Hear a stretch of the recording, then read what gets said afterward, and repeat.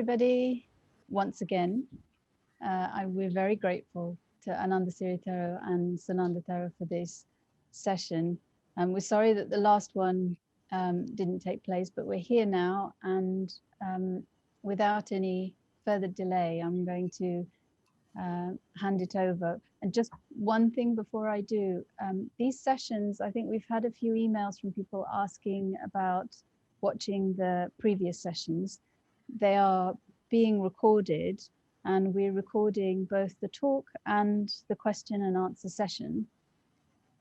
If you feel at all any discomfort with the question and answer being put in the video, please just send us an email and we can edit it out. It's no problem. But the sessions will be available for those who wish to see it in the recordings. And I think it's a question and answers, very important, because sometimes the whole essence is lies on there, and that means we miss out a lot of things for the audience. Audience mean the people who are seeking the truth. And yeah, sometimes you have to put your neck on to other people to little bit learn. Yes. Okay. Can we start? Yes, please. Yes. Okay. Right. සුබ සන්ධ්‍යාවක්. Good evening, everyone. මේ ඉතින් අදත් ඔයගොල්ලෝගේ ජීවිතේ අලුත් වචන ටිකක් ජීවිතේ තේරුම් ගන්න යමක් කියලා දෙන්න හදන්නේ. So today too we are gathered here, and I'm here for you to enlighten you about your own life, with a few words, to share some few words which will be important to you in your life. අපේ ජීවිතය ගැන අපේ පැත්තට හැරිලා බැලුවොත්, අපි අසුරු කරන අය දිහා බැලුවොත්, අපිට ජීවිතේ විවිධ වයස් මට්ටම් වල අය අසුරු කරන්න වෙනවා. Now, when we are associating people, we have to deal with people in different age categories. එතකොට අපේ දැන් මම දන්නවා මට අවුරුදු 17 18 ජීවිතේ විඳින්න ඊටත් කලින් ඉඳලම විඳින්න කැමැත්තක් ආසාවක් අපේ හිතේ තියෙනවා.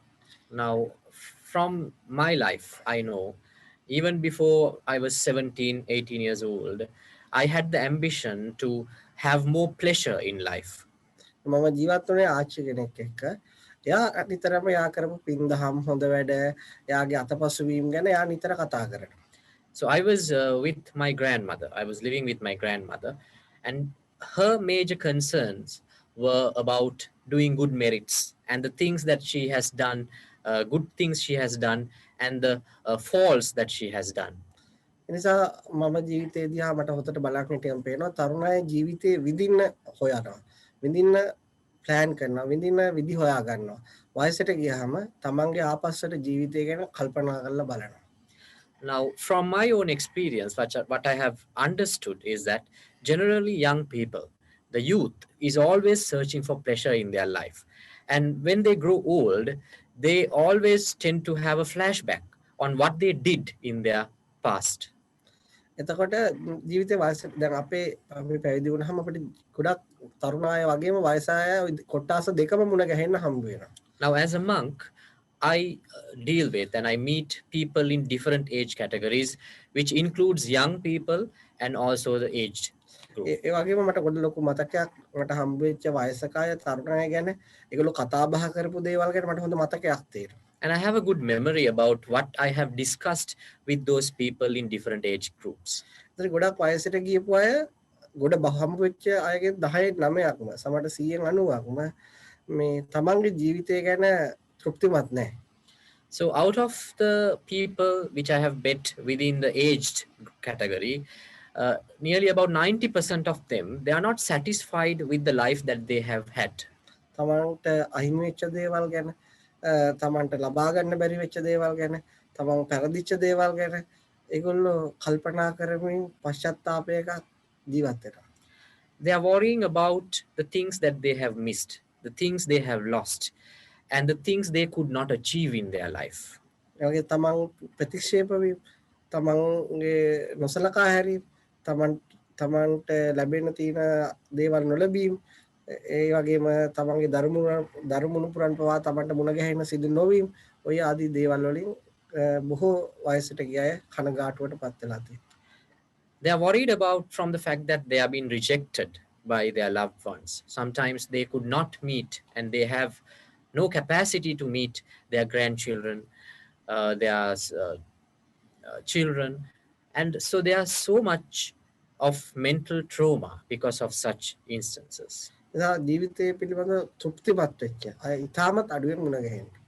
So it's occasionally I meet people who are satisfied with their life. ඒ නිසා අපි ඒකට හේතුව හොයලා බැලුවාම So when we investigate about the reason about this, ඔවුන් ජීවිතවලදී ගත්ත විවිධ තීරණ ඔවුන් ජීවිතය පිළිබඳව හිතන විදිය යම් තමයි ඒකට ගොඩක් දුරට බලපාන්නේ. so the major reasons for such worryiness is that the decisions that they have taken in their life and also the way that they look at their life. ඒ වගේ මට පේනවා ඔහුත් එක්ක ඔවුන් තේරුම් ගත්තා ඔවුන් යම්කිසි අබ්බැහි වීමකට හුරු වෙලා සිටිනවා. And also I have understood the fact that they are addicted to certain lifestyle. ඒක බොහෝ ජීවිතේ බොහෝ කාලයක් තිස්සේ වෙච්ච පුරුද්දක්. And they have been doing that for many years in their life. ඒක තමයි මේ කල්පනා කර කර විඳවන්න පුරුදු වෙලා තියෙන්නේ. So that addiction is particularly that they are thinking too much and worrying too much. මොනවා හරි දෙයක් අල්ල ගන්නවා. So it can be on any matter. ඒකෙන් විඳවන්න. They suffer from that. ඉතින් ඒක ඉවර වුණා තව එකක් අල්ල ගන්නවා. Now if it fades out, they take another matter. දැන් මට වයස අවුරුදු 33ක්. Now I am 33 years old. මම අවුරුදු 20කට විතර කලින් ඉස්කෝලේ ගියාම මගේ යාළුවෙක් මට මීට අවුරුදු මාස 5කට කලින් කතා කරා. Now about 5 or 6 months before, I met a friend of mine from school. එයා ගෑනු ළමයි. That my friend, now she is a lady. එතකොට ඒ ළමයට අපි ඉස්කෝලේ යන කාලේ නම් grade 9 එකේ ඉඳලා ආදර සම්බන්ධතාවයක් ඇති වුණා. කවම හරි එකට දෙමව්පියෝ යාගේ ඥාතීන් විරුද්ධ වෙලා එයා මේ වෙනකොට වෙන මිනිස්සෙක් අසාද බැඳලා දරුවෝත් ඉන්නවා. Now she was in a love affair when she was in grade 9, but her parents and the family was so they were against that relationship, so she could not marry that particular boy she fell in love with. Now she is married to another man. දැන් එයා කියනවා මම ඉස්කෝලේ ගිය එදා ඉඳලා අද වෙනකම්ම මාර විඳවීමක විඳවනවා. මගේ රූපයත් විකෘති වෙලා. තාමත් මට අර අහිමිවීම පිළිගන්න හිතෙන්නේ නැහැ. මට මොකක් හරි පිහිටක් එන්න පුළුවන්ද කියලා. So she said that from the day that she lost her boyfriend, she's still worrying about that incident. And even she's married today, she says that I'm not enjoying my life. And even my face has wilted because of the fact that I'm worrying too much about this issue. And I'm suffering in my life. Can you help me? එතන මට තේරෙනවා මේවත් මේ කතා බහ කිරීම මේ දේවල් එක මේ මුළු ලෝකයේම එකම පුරුද්දක සිටිනවා. So I have understood from all these discussions that I had with people that the entire world is in the same habit. ඒ තමයි මේ කල්පනාවක සිටිනවා. That is, they are always thinking. මම හිතන්නේ බොහෝ මිනිස්සු වැඩිපුරම ජීවත් වෙන්නේ තමන්ගේ කල්පනාවන් එක්ක. So what I believe is that most of the people are dwelling in that world which they are thinking. ඒක කිසි ප්‍රශ්නයක් නැහැ. Now, there is nothing wrong in that. නමුත් ඒ කල්පනාවත් එක්ක පශ්චාත්තාපේනම නම් අසුභවාදී භවයටම නම් මානසික කඩාවැටීමෙනම නම් ඔහු ජීවිතේ විශාල සාපයකට ගොදුරු වෙනවා. But if they worry too much because of thinking, and if they are going towards negative lifestyle because of that thinking, and if they think that their entire life is collapsing because of what they think, then they are in a danger. මම සමහර මිනිස්සුත් එක්ක ජීවත් වෙනකොට ඔවුන් සමහරට ආස කරන ඇඳුමක් ගන්න බැරි වෙනවා. ඒ වෙන ගමනක් යන්න වෙලා. සමහරට ආසකට කෑමක් කන්න බැරි වෙලා යන්න වෙනවා. මොකද අර යන වාහනයේදී අර කෑම ගැනම හිත කල්පනා වෙලා වරි වෙනවා දැකලා තියෙනවා. Now I have seen that when we are traveling with people, sometimes they could not wear the proper attire for the occasion. So throughout the journey, they complain about the attire. Sometimes they were not being able to have the proper food, proper meal in the morning.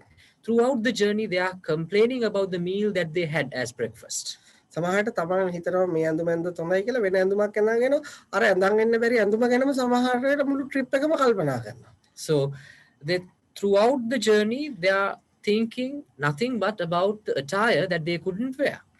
ඉතින් එතකොට හිතන්නකෝ මේ මිනිස්සයා කොච්චර පවුද කියලා. Now just imagine how pity they are. ලස්සන දේවල් හම්බ වෙනවා අලුත් දේවල් හම්බ වෙනවා කිසිම දෙයක් පේන්නේ නැහැ. අරක අර කරගන්න බැරි වෙච්ච දේ ගැන හිත හිත දුක් විඳිනවා. Because in the journey, he or she is witnessing many beautiful things, new experiences, but she cannot enjoy any of those things. He cannot enjoy any of those things because they are still worrying about that they couldn't achieve. එතකොට ඒ සංචාරයේ ගිහිල්ලා එතකොට අහනවා මගදී අච්චර ලස්සන මල් පොකුරක් තිබුණා දැක්කද කියලා. ඒක දකින්න බැරි වුණානේ කියලා අයිත් එපාර මල් පොකුරක් ළඟට දුක් වෙන්න පටන් ගන්නවා. So then if I question them, did you see that botanical garden? Did you see those beautiful flowers we saw on the way? Then they say that no, I did not. And then they start to worry about that they could not see those flowers. ඔබ සමහරට බෝකට ගොදුරු වෙලා ඇති නැත්නම් ඔබට ඔහම යාළුවා ඇති. Maybe you might also a character like that, or you have a friend like that. ඉතින් ඒ නිසා මගුල් ගෙදරක ගියත් එතන ඉන්න කාගේ හරි දෙයක් අල්ලගෙන ඇවිල්ලා ඒ ගැනම කල්පනා කර කර විඳවනවා. So even they go to a wedding, they just find something to worry about and they think too much about that and do not enjoy the function. ඔබ හිතන්න ඔහොම ජීවිතයක් වයසකට තල්ලු වෙලා යනකොට එන්න මේ කාලයත් එක්ක ඉස්සරහට යනකොට කොච්චර විඳවයිද කියලා. Now just imagine if there is a person with such a habit, if they grow old, how much of suffocation that they would undergo in their last days. එතකොට ජීවිතේ පැය 24න් පැය වැඩිම කාලයක් විඳවීමක් තුළ ජීවත් වෙනවා. Because in the 24 hours, the most of the time, the majority of the time, that they are suffering from mind. එතකොට මටත් ඒ වගේ මනසක් තිබුණා අවුරුදු 17 18 දී නොලබීම්ච්ච දේවල් පිළිබඳව විඳවන. නමුත් දැන් තේරෙනවා අපි මේ වෙනස් විදියට හිතලා යම් අපේ ඇතුළ නිවිලා ගියහම ඒක අඩු වෙලා ගියහම කොච්චර ලොකු සැනසීමක්ද කියලා. Now even I had such kind of a mind when I was 17 or 18. But now I have understood when I was studying about my mind, when I started to understand, to realize my mind, that how much of waste that I have had in my life because I was worrying too much with all those things. එනිසා ඔබගේ ජීවිතයේ හැමනම් ඔබ අනිවාර්යයෙන් මේ භාග්‍යවන්ත වචන අහනවනම් ඔබ ඔබේ ජීවිතේ ටික ටික වෙනස් කරගන්න ඕන. So if you feel that you're a person like that, and if you're listening to this discussion, you should start to change the way that you think. මොකද ඒක එකපාරට වෙනස් කරන්න බෑ. ඒක ක්‍රමානුකූලව රටාවකට අහුවෙච්ච එකක්. Now that change also should happen gradually because that habit was developed gradually. නමුත් ඔබ අදිෂ්ඨාන කරගන්න ඕන. ඔබ උත්සාහ කරගන්න ඕන මේ වචන අහලා ඔබේ මනස වෙනස් කරගන්න. But you should have an ambition, believing these words that I have to change. මොකද අපි මේ වචන බොහෝ අයට කියනවා. Because we spread this message to many. ඒතර මේක මට තේරෙන්නේ 5000කට එක මිනිස්සෙක්ට වගේ තමයි තේරුම් ගන්න ලැබෙන්නේ. But out of 5,000 people, only one would grasp the meaning of this. ඒතර මේ තමන්ගේ සාපේ තමන්ගේ දුකෙන් තමන්ගේ කනගාටුවෙන් තමන්ගේ අභාග්‍යවන්ත මානසික ස්වභාවයෙන් මිදෙන්න හිතෙන්නේ ඒ වචන හදවතට වදින්නේ ඊටමත් හදිසි මිනිස්සෙක්ට.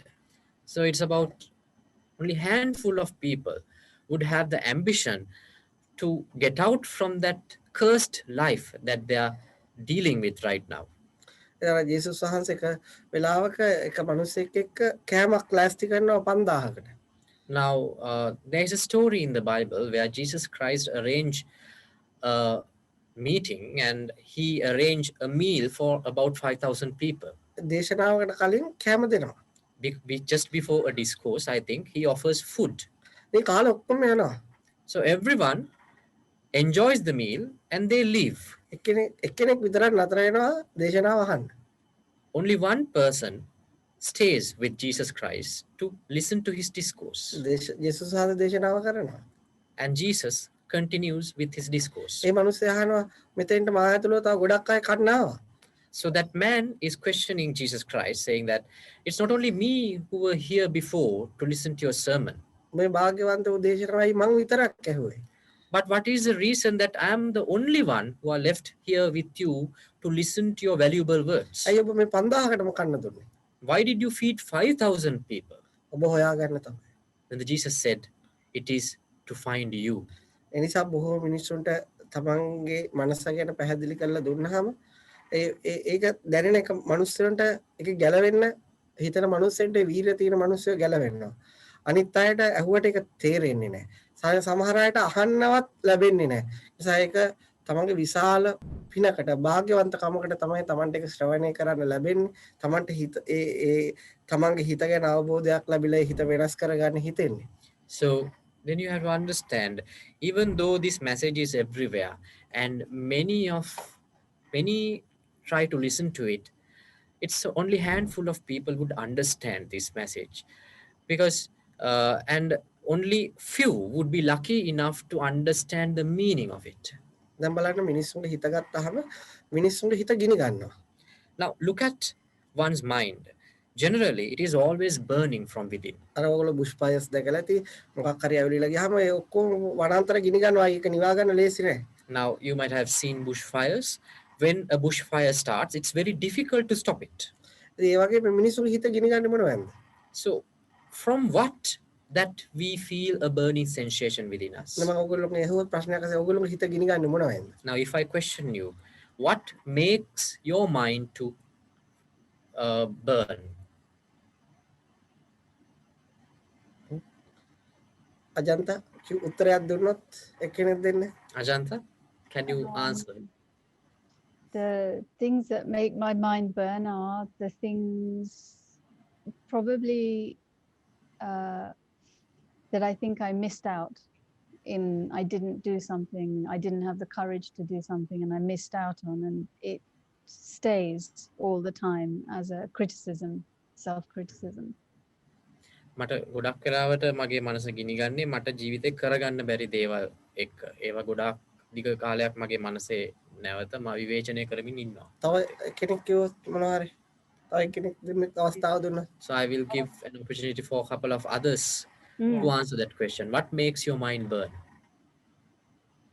My mind is burning sometimes thinking about like just keep going, and is that what's the point? And it's feeling like it's like a suffocation sometimes. මට මගේ මනස ගොඩක් වෙලාවට ගිනි ගන්නවා මේ ජීවිතේ අර්ථය මොකක්ද කියලා ඉතින්. තව Another one? Elena? Yeah, my mind burns about the questions about the future. What should I do? Am I following my dharma? Where should I live? How should I help people the best? මගේ මනස ගොඩක් වෙලාවට ගිනි ගන්නේ අනාගතය ගැන හිතලා. මම මොකද්ද කරන්න ඕනේ, මම කොහොමද අනිත් කෙනෙක්ට උදව් කරන්න ඕනේ කියලා. හරි. අපි ඒකට අපි ඔයගොල්ලෝ කියපු කතා ටික එකතු කරලා ගත්තොත් යම් මිනිස්සෙගේ මනස ගිනි කරන්නේ තමන් ආස කරන දේවල් වල.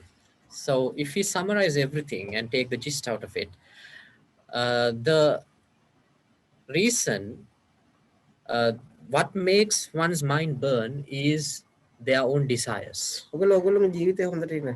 තමන් ලස්සන ඇඳුමක් දැක්කොත් ඇතුළ ගිනි ගන්නවා.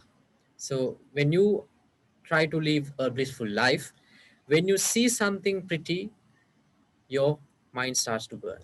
ඒ වගේම තමන් ලස්සන කෑම තමන් ආස කරන කෑමක් දැක්කොත් තමන් ආස කරන යම් දෙයක් දැක්කොත් තමන් ආස කරන ඉඩමක් සම්බන්ධ වෙන්න පුළුවන් තමන් ආස කරන තමන්ගේ වෘත්තිය යම් ආස කරන දෙයක් නැත්නම් පුළුවන් ඔය ආස කරන දේවල් දකිනකොට ඇතුළ ඇවිලෙන්න ගන්නවා. So when you have desire towards maybe something on a property that you own, maybe about your professional life, maybe about your reputation, if there is something that you have desire towards, those things can make you burn from inside. නිසා මේ මිනිස්සු තමන් ආස කරන දේවල් මතක් වුණාම දැක්කහම කවුරු හරි කතා බහ කරාම ඇතුළ ෆයර් වෙනවා. So when people remember such memories about the things that they have desire towards, then they start to burn. ඒවා ඉෂ්ට කරගන්න බැරුණොත් පශ්චාත්තාපය නිසා අවුල් වෙනවා. So if they could not achieve their desire, then they start to worry. එතකොට මේ ඔබට පේනවා ඇති ඔබේ හිත ඔබ අඳුර ගන්නවා නම් ඔබ ජීවත් වීමේදී ඔබේ හිත හොඳට දකිනවා නම් මේ ඔබේ ලොකුම සතුට ඔබත් එක්ක ඉන්නේ කියලා. So then if you have analyzed your mind, if you have analyzed your own life, then you might have noticed that your greatest enemy is always with you. එතකොට මේක යුද්ධයක්. And there is always a fight. ඔබ ඔබේ හිත ආස කරන දේවල් හොයලා පිස්සෙක් වගේ දෙනවද? එහෙ නැත්නම් අවශ්‍ය දේවල් දීලා හිත দমনය කරගන්නවද? So this is a fight between whether you're going to give all the things that your mind desires, or whether you're going to give what is necessary to be given and try to control your mind. ඒක ඔබ ඒක යමෙක් තේරුම් ගත්තාම එතකොට සාමාන්‍ය ප්‍රඥාවන්ත මිනිස්සු ළඟ තියෙන සැපත නෙවෙයි දකින්නේ. ඒ දුරදී දැන් සැප වින්දොත් දුරට මොකද්ද වෙන්නේ කියන එක කල්පනා කරන ප්‍රඥාවන්ත මිනිස්සු. People with wisdom would not see the pleasure that they gain at this moment. They always think about the consequences of the pleasure that they are trying to achieve right now, which will they have to face in the future. ඒ කියන්නේ අපි ඥානවන්ත මිනිස්සෙක් තමන්ගේ මරණය අවස්ථාවට තාම මේ හදගහියගෙන ජීවිතේ නිවැරදි කරගත්තේ නැත්තම් පිරිසුදු කරගත්තේ නැත්තම් මරණයේදී තමන්ට මොන වගේ මුහුණ දෙන්න වෙනේද කියලා ඥානවන්ත මිනිස්සෙක් කල්පනා කරනවා. A person with wisdom always ascertaining about the nature of his mind at his last moment. If he does not cleanse the mind, if he does not train the mind, if he does not control the mind, what it is going to be like at his deathbed. මොකද අපිට අපේ හිතට එන දේවල් කර ජීවත් වෙන්න පුළුවන්. ඒකෙන් හොඳ ප්‍රතිඵල වගේම නරක ප්‍රතිඵල ඇති වෙන්නත් පුළුවන්. නමුත් ඒවට අපි වග කියන්න වෙනවා යම් මොහොතකදී. Because we can always go after our desires and try to fulfill all those desires if we want, but we have to face the consequences of it one day. ඉතින් ඒ නිසා දැන් අපි තරුණ කාලේ ගත්තාම අපිටත් පුළුවන් අනිත් තරුණ ළමයි වගේම ජීවිතේ විඳින්න හොයන්න. ඔයගොල්ලෝ සමහරට ඔයගොල්ලෝ තරුණ කාලේ වින්ද අපිට ඒවට කැපකිරීම කරන්න පුළුවන්. නමුත් අපේ අවසානයත් එක්ක ගත්තාම අපි හැමෝටම අපේ මරණය වෙලාවේදී ඒ තමන්ගේ හෘද සාක්ෂියකට බොරු කරන්න බැරි වෙලා යනවා. ඒ අවස්ථාවේදී තමන් හදාගත්ත ශක්තිය, තමන් හදාගත්ත ආධ්‍යාත්මික හයිය, තමන්ගේ තණ්හාව කොච්චර ෂේ වෙලා ගියාද, තමන් ජීවිතේ කොච්චර හොඳ දේවල් කරාද, මං වයසක මිනිස්සෙක් දේවල් කල්පනා කරනවා කියලා. අන්න ඒ අර වයසකට ගිය කෙනෙක් කල්පනා කරන දේවල් වල තමන්ට පශ්චාත්තාප වෙන්න දෙයක් නැත්තම්, තමන්ගේ ජීවිතය ඇතුළ පිරීලා ගිහිල්ලා නම්, ආධ්‍යාත්මික සූපත් වෙලා නම්, ඉතින් මේ මිනිස්සයා ඇත්තටම ජීවිතේ මං කියන්නේ ජයග්‍රහණය කරාවිල්ලයි කියලා. Because at the time of youth, there's a tendency that people go after pressure, as I said. But then we have to think, is the purpose of our life is to search and go after desires, or whether we are going to use our life and the youth to understand the mind and to make a cleansed mind, which will help us to face our future. And because one day that we have to answer to our conscience, and we have to have that strength built within to face the consequences in the future. අනේ වෙලාවට තමන්ට දමණය වෙච්ච හිතක් නැත්තම්, ඒ වෙලාවටත් හිත එක එක ඒවා කලබල කරනවා නම්, තමන් අවුල් කරනවා නම්, තමන්ගේ ඒ ජීවිතේ කියන්නේ ජීවිතේ තමන්ට හිතේම තමන්ගේ ස්වයං විවේචනයක් කරලා තමන් ජීවිතේ විනාශ කරගත්තා කියලා. Because at that moment where you are going to face consequences of your deeds, then if you do not have a strong mind to bear all these consequences, if you do not have a cleansed mind, then you will start to criticize your life. එනිසා මම කියන්නේ හිත තමන්ගේ ආසාවෙන් තමන් පොළඹවන හැම දෙයකම පෙළඹෙන්න එපා. අවශ්‍ය දේ කරන්න, අවශ්‍ය දේ හොයාගන්න. තමන්ට ඒක හොයාගන්න බැරි නම් ඒ ජීවිතය ගැන තමන්ට වඩා දන්න අයත් එක්ක සාකච්ඡා කරලා අවශ්‍ය දේ කරන්න. එතකොට තමන්ට මේ පශ්චාත්තාප වෙන්න තියෙන දේවල් ගොඩක් අඩු වෙලා යනවා. Now, if you have to remember, you have in your life, do not go after all the desires that your mind is asking for. You have to find out what is essential, what is necessary for your purpose of life.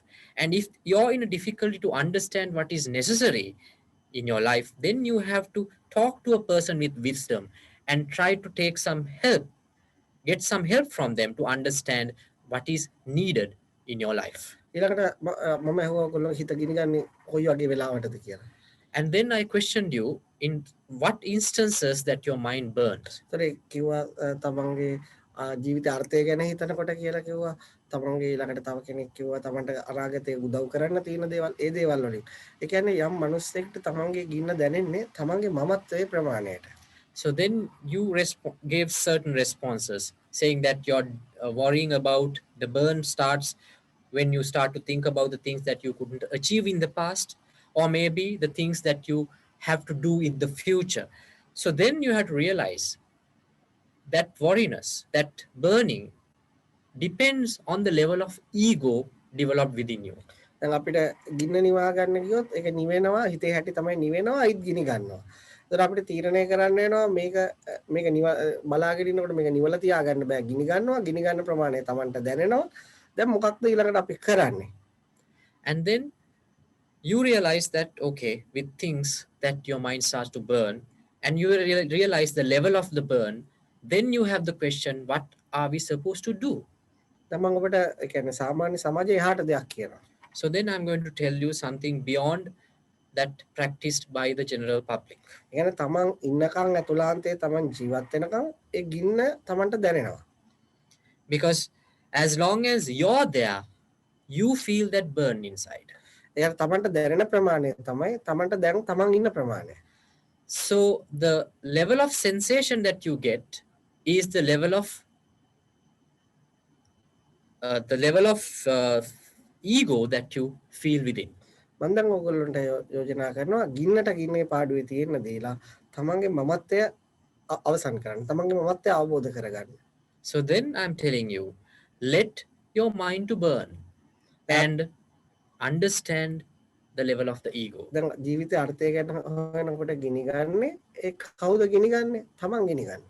Because when you start to understand, think about the purpose of life, who burns within, it is yourself. කියන්නේ යා ඉන්නකන් අපි කොච්චර දේවල් මේ හිත සකස් කරගෙන ගියත් ගිනි ගන්න. So as long as you exist, your mind will burn. తాවකාලිකව නිවිලා තිබුණත් අයිත් යා ඉන්නකන් යාට ඒ රස්නේ පවර් එක දැනෙනවා.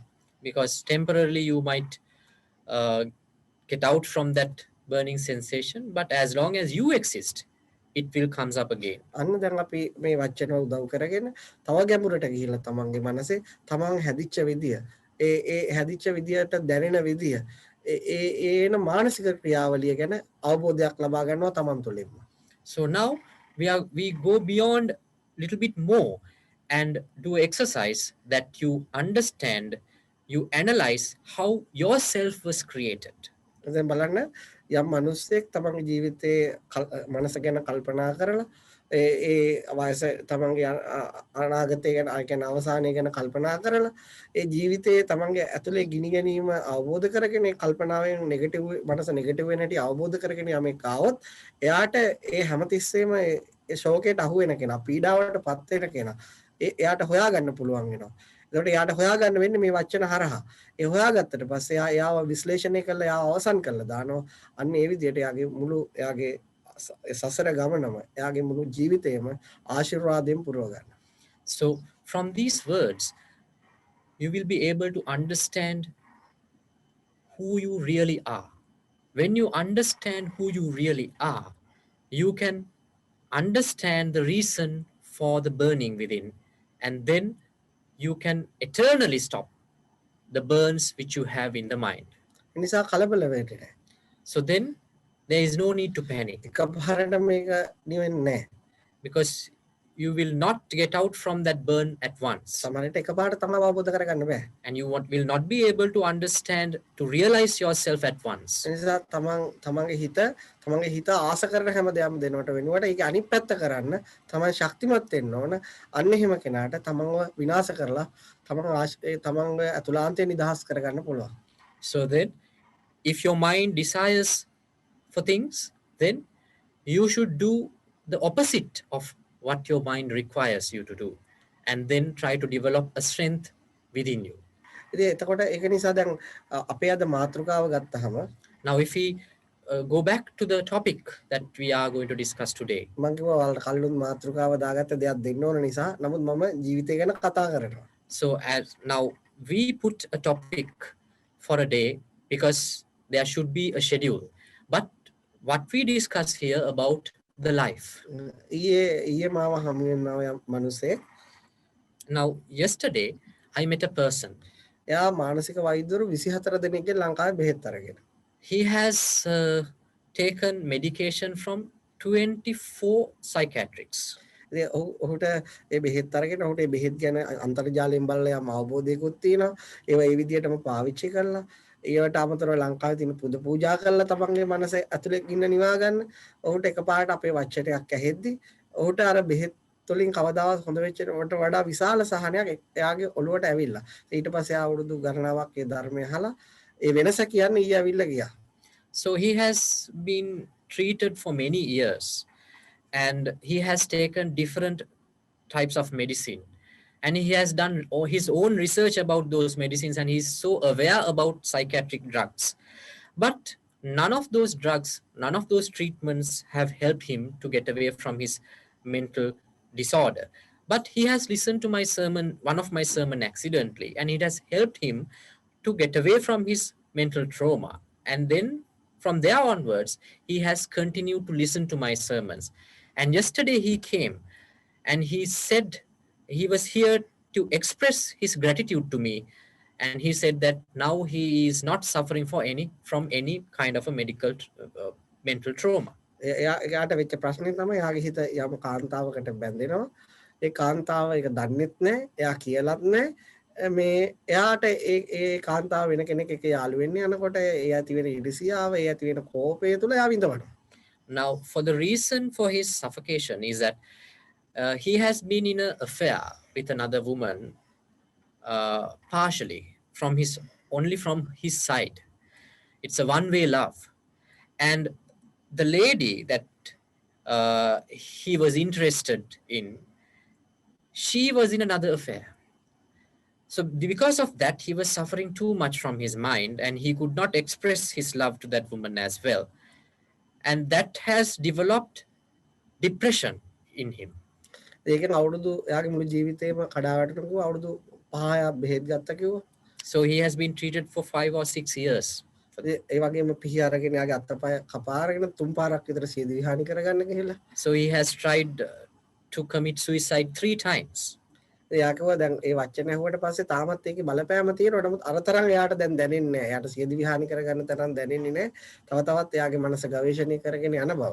Now he says that still he suffers a little bit from his mind, but that suffocation is not powerful enough for him to go to a level of suicidal thought. ඒ වගේම එයාගේ තව යාළුවෙක් ඉතල තියෙනවා.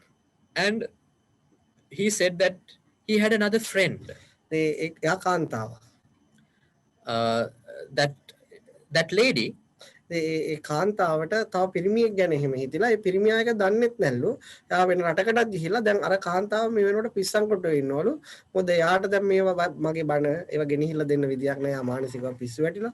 එයාත් ඒ වගේම වෛද්‍යවරුන්ගෙන් බෙහෙත් අරගෙන ඉතින් එයාත් ඒ වගේම සියදිවි හානි කරගන්න ගිහිල්ලා දැන් එයාව බැඳලා අත් දෙකත් සමහරකට බැඳලා තියනවලු තුවාල කරගන්න ඉතින් පිස්සන් කොටුවේ ඉන්නවා. ඔබට තේරෙනවා ඔබත් මේවා දන්නවා ඇති අහලත් ඇති. ඉතින් අන්න ඒ වගේ ජීවිතේ මේ විශාල යම් බැඳීමක් නිසා යම් ආසාවක් නිසා සමහර මිනිස්සු ජීවිතේ සමුගන්න තීරණය කරනවා. සමහර මිනිස්සු පිස්සු වැටෙනවා. So she also had a same experience where she also had an affair with another boy and they could not continue with that affair. And now she is suffering from her mind and she is mentally ill. And she did not have any chance to come to me or to have a spiritual discussion with me. And now she's been treated in a medical hospital. ඒක නිසා දැන් ඔබට පේනවා මේ ජීවිතේ ගොඩක් මිනිස්සු ඒ කියන්නේ සියදිවි හානි කරගන්න හේතුව එකක් මේ මනස ගැන නොදැනීම නැත්නම් යම් දෙයකට දැඩිව තියෙන ආසාව ඉෂ්ට නොවීම. So the main reason for one to commit suicide is that they are unaware about their mind and also they are strongly attached to one thing from the mind and they were unable to fulfill that desire. යමෙක් යම් දෙයකට දැඩි ආසාවක් දැක්කොත් එයාට ඒක ලබා ගන්නත් බැරි වුණොත් බොහෝ දුරට එයාගේ හිත යාව පොළඹනවා ජීවිතෙන් අයින් වෙන්න. So if someone is too much attached to something, if someone has a lot of desire towards one thing, and if they cannot achieve that desire, then their mind will drive them to end their life. ඒක අපි මේක භෞතික දෙයක් වෙන්නත් පුළුවන්. ඒක භෞතික නොවන දෙයක්කට ඇති වෙන ආසාව වෙන්නත් පුළුවන්. So that desire may be towards a materialistic thing, or it might be upon a conceptual thing. දැන් සමහර අය ආසයි නිර්වාණයට. ඒගොල්ලෝ නිර්වාණයට පුදුම කෑදරකමක් තණ්හාවක් දක්වනවා. යාට ඒක ලැබෙන්නෙත් නැහැ. යාගේ ඇතුළ නිවෙන්නෙත් නැහැ. සමහර අය කරන්නේ හාමුදුරුවෝ වෙන්න පුළුවන්, මහාන වෙච්ච අය වෙන්න පුළුවන්. සමහර වෙලාවට සියදි විහානි කරගන්නවා. Because some people, they are too much attached to the concept of enlightenment, and sometimes they will not be successful in achieving that because of the too much of desire that they had towards enlightenment. Sometimes they might end their life by committing suicide. But there are a lot of monks, there are a lot of people who have followed the spiritual path, who has taken this decision because of the great desire they had towards the spiritual path. ඒ නිසා යමකට යම් සමහරට දරුවෙක්ට වෙන්න පුළුවන් යම් දෙයකට ඔබේ මනස දැඩිව බැඳෙනවා නම් ඔබ හොඳට මතක තියාගන්න ඒකේ අහිමි වීම කියන්නේ ඔබගේ ජීවිතය අහිමි කර ගැනීම වෙන්න අහිමි කරගන්න හිතන එක වෙන්න පුළුවන්. So then you have to understand, if your mind gets too much attached to something, it may be on your children, maybe on something else, but it might create suicidal thoughts in you if you were not successful in achieving that expectation. ඒක වෙන්නේ මෙහෙමයි. It happens like this. යම් මිනිස්සෙක් යම් දෙයකට අපි කියමු දරුවෙක්ට කියලා තම යම් කාන්තාවක් තමන්ගේ දරුවට අසීමිතව බැඳෙනවා. බැඳුනම එයාගේ මුළු ලෝකෙම ඒ දරුවා මත තමයි ගොඩ නැගෙන්නේ. Now let's say there's a mother, she has only one child, and if she gets too much attached to the child, then her entire life will deal with that child. අන්තිමට ඒ ළමයා යම් කිසියකින් මරණයට පත් වුණොත් ඒ කාන්තාවගේ ලෝකය ඉවරයි. Now if by any chance if that child dies, that woman's entire life will collapse. එයාට ජීවත් වෙන්න කිසිම දෙයක් පේන්නේ නැහැ. Then she will not see any purpose thereafter to live. එයාගේ මානසික ලෝකයේ බිඳ වැටුනහම එයාගේ ජීවිතය හැමම කඩාගෙන වැටෙනවා. So when her imagination collapse, her entire life will stop there. මේ ලෝකයේ සියදු විහානි කරගත්ත මිනිස්සු බොහෝමයක් ගත්තොත් ඒ හැම කෙනෙක්ගේම නැවත මේ මානසික ලෝකේ යාට නැගිටව ගන්න බැරි විදියට මේ මොහොතේ කඩා වැටිලා තියෙන්නේ.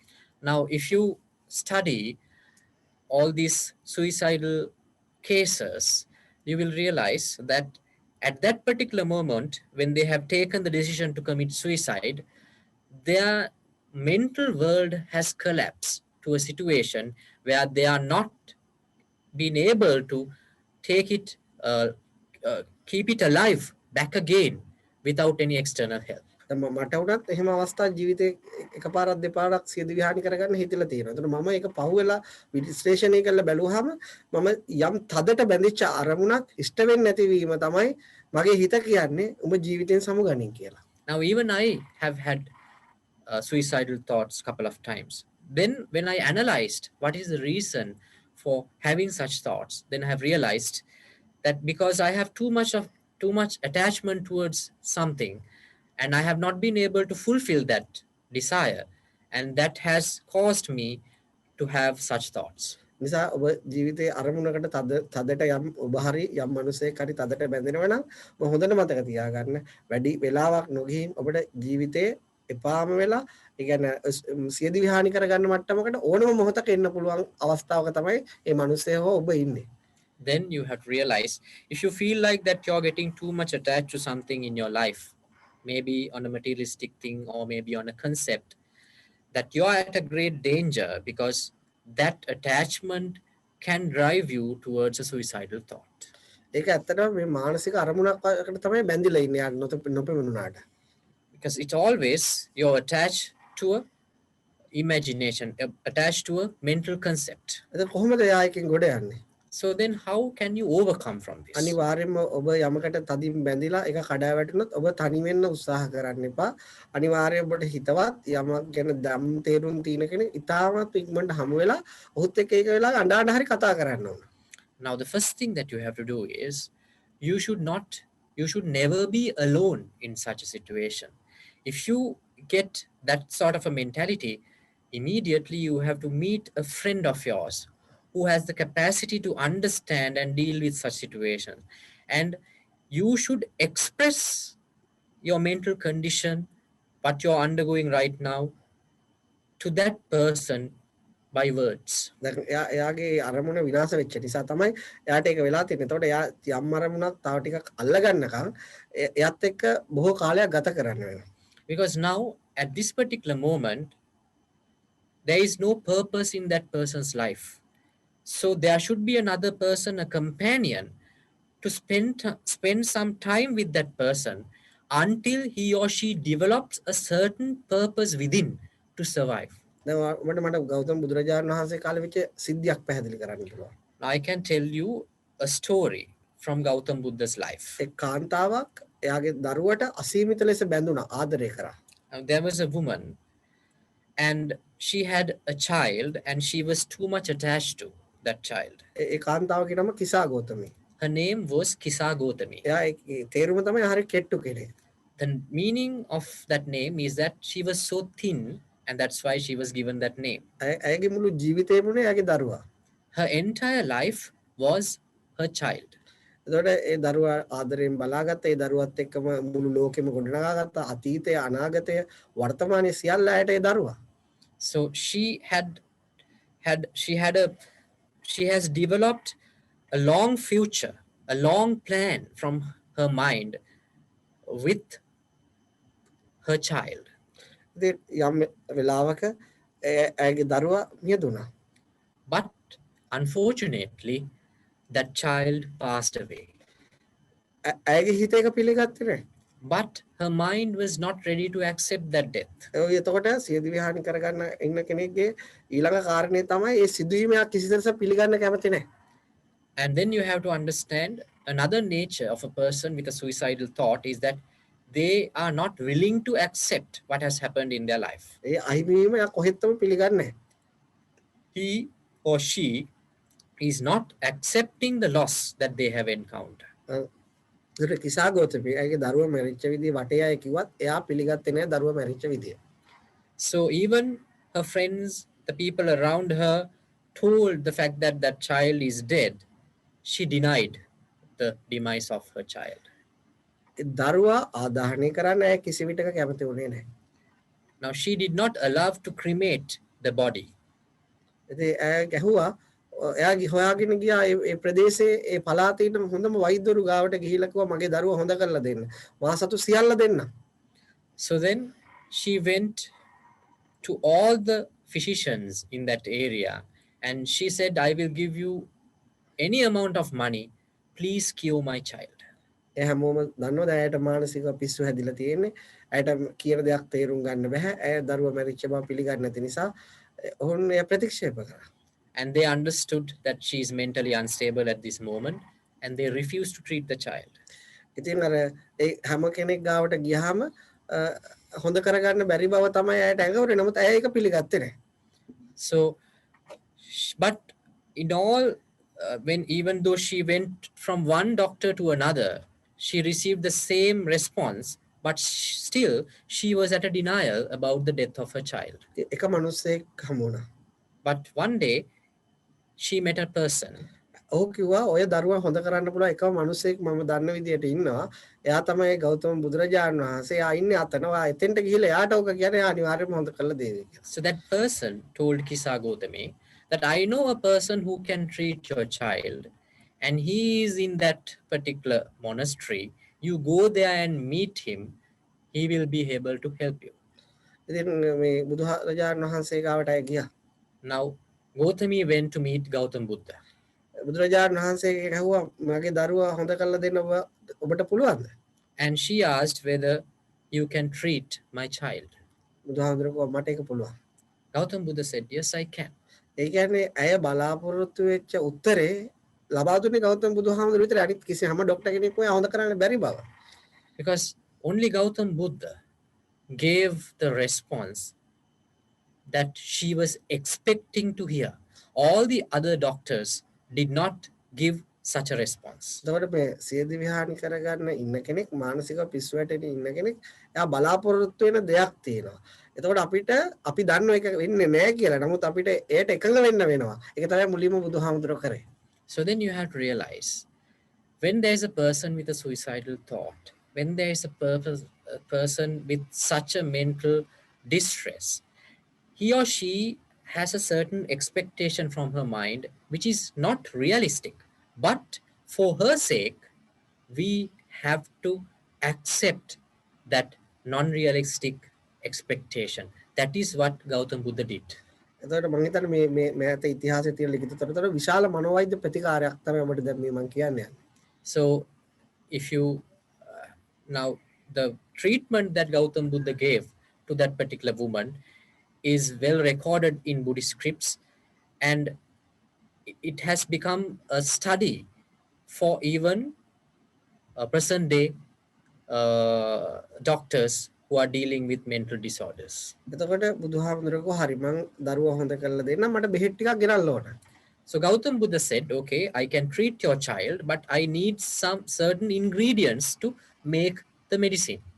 එතකොට කිව්වා මොනවද ගෙනත් ඕන වහන්සේ. So Gautami asked in return, what do you want? අපිට පුළුවන් මට අබ ටිකක් ගෙනල්ලා දෙන්න කියලා. So Gautam Buddha said, can you get me some sesame seeds? අයියෝ ඉන්දියාව පුරාම අබ තියෙනනේ මං ඉක්මනට අරන් එන්නම් කිව්වා. So Gautami said, oh, that's very easy because you find sesame everywhere in India. I can get you something. ඒක එහෙම ගේන්න බෑ. හැබැයි ඒ අබ ඔබ ගේන්න ඕන කිසිම පුද්ගලයෙක් මැරිච්ච නැති ගෙදරක. යාගේ පරම්පරාවේ කිසි කෙනෙක් මැරලා තියෙන්න බෑ. අන්න එහෙම ගෙදරක් හොයාගෙන ගිහලා මට අබ ගෙනල්ලා දෙන්න. ඒ අබ ගෙනාව මම ඔයාගේ දරුවා හොඳ කරනවා. So but Gautama Buddha said, no, I can't accept any sort of sesame that you bring. You have to bring sesame from a family like this.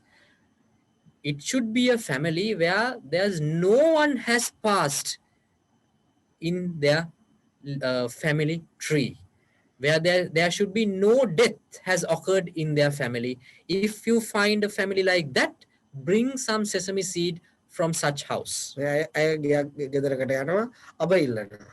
So then she goes back and asks for sesame from one house. එතකොට ඒ අබ ඒ මිනිස්සු අරගෙන එනවා. එතකොට අහනවා ඔයාලගේ පරම්පරාවේ කවුරුවත් මැරිලා නැද්ද කියලා.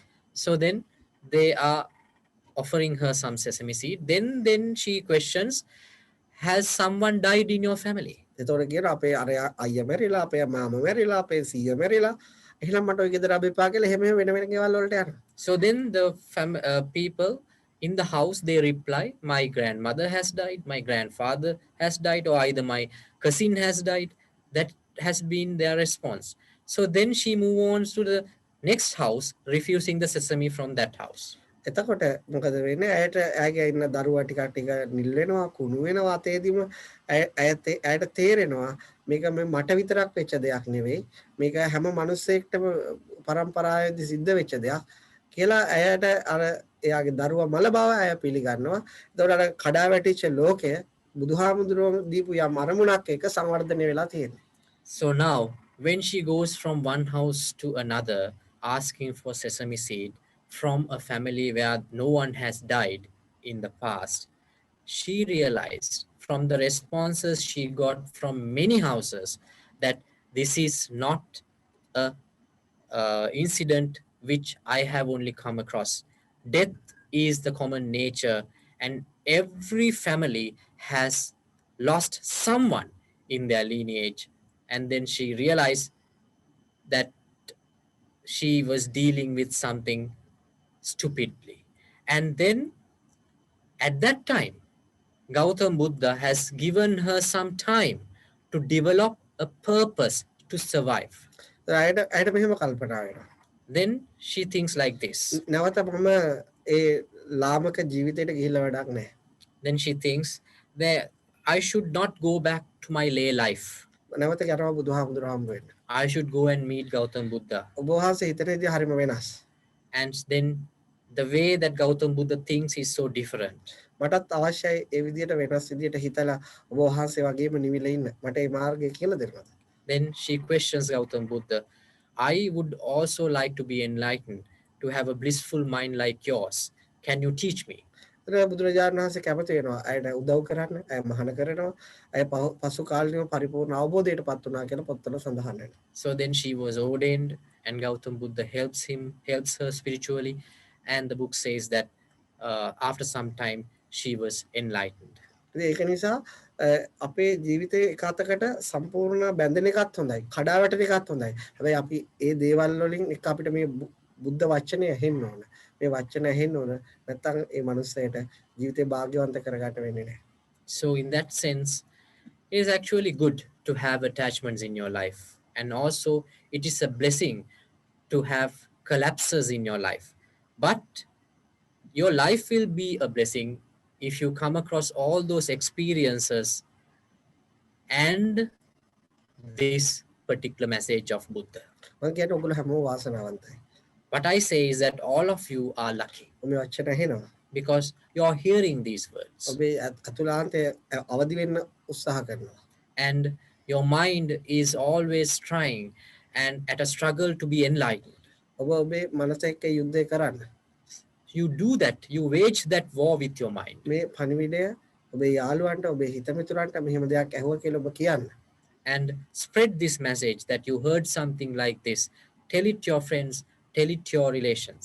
ඒ ඔබ 5000කට කිව්වොත් 4999ක් මේ පිළිගන්න එකක් නැහැ.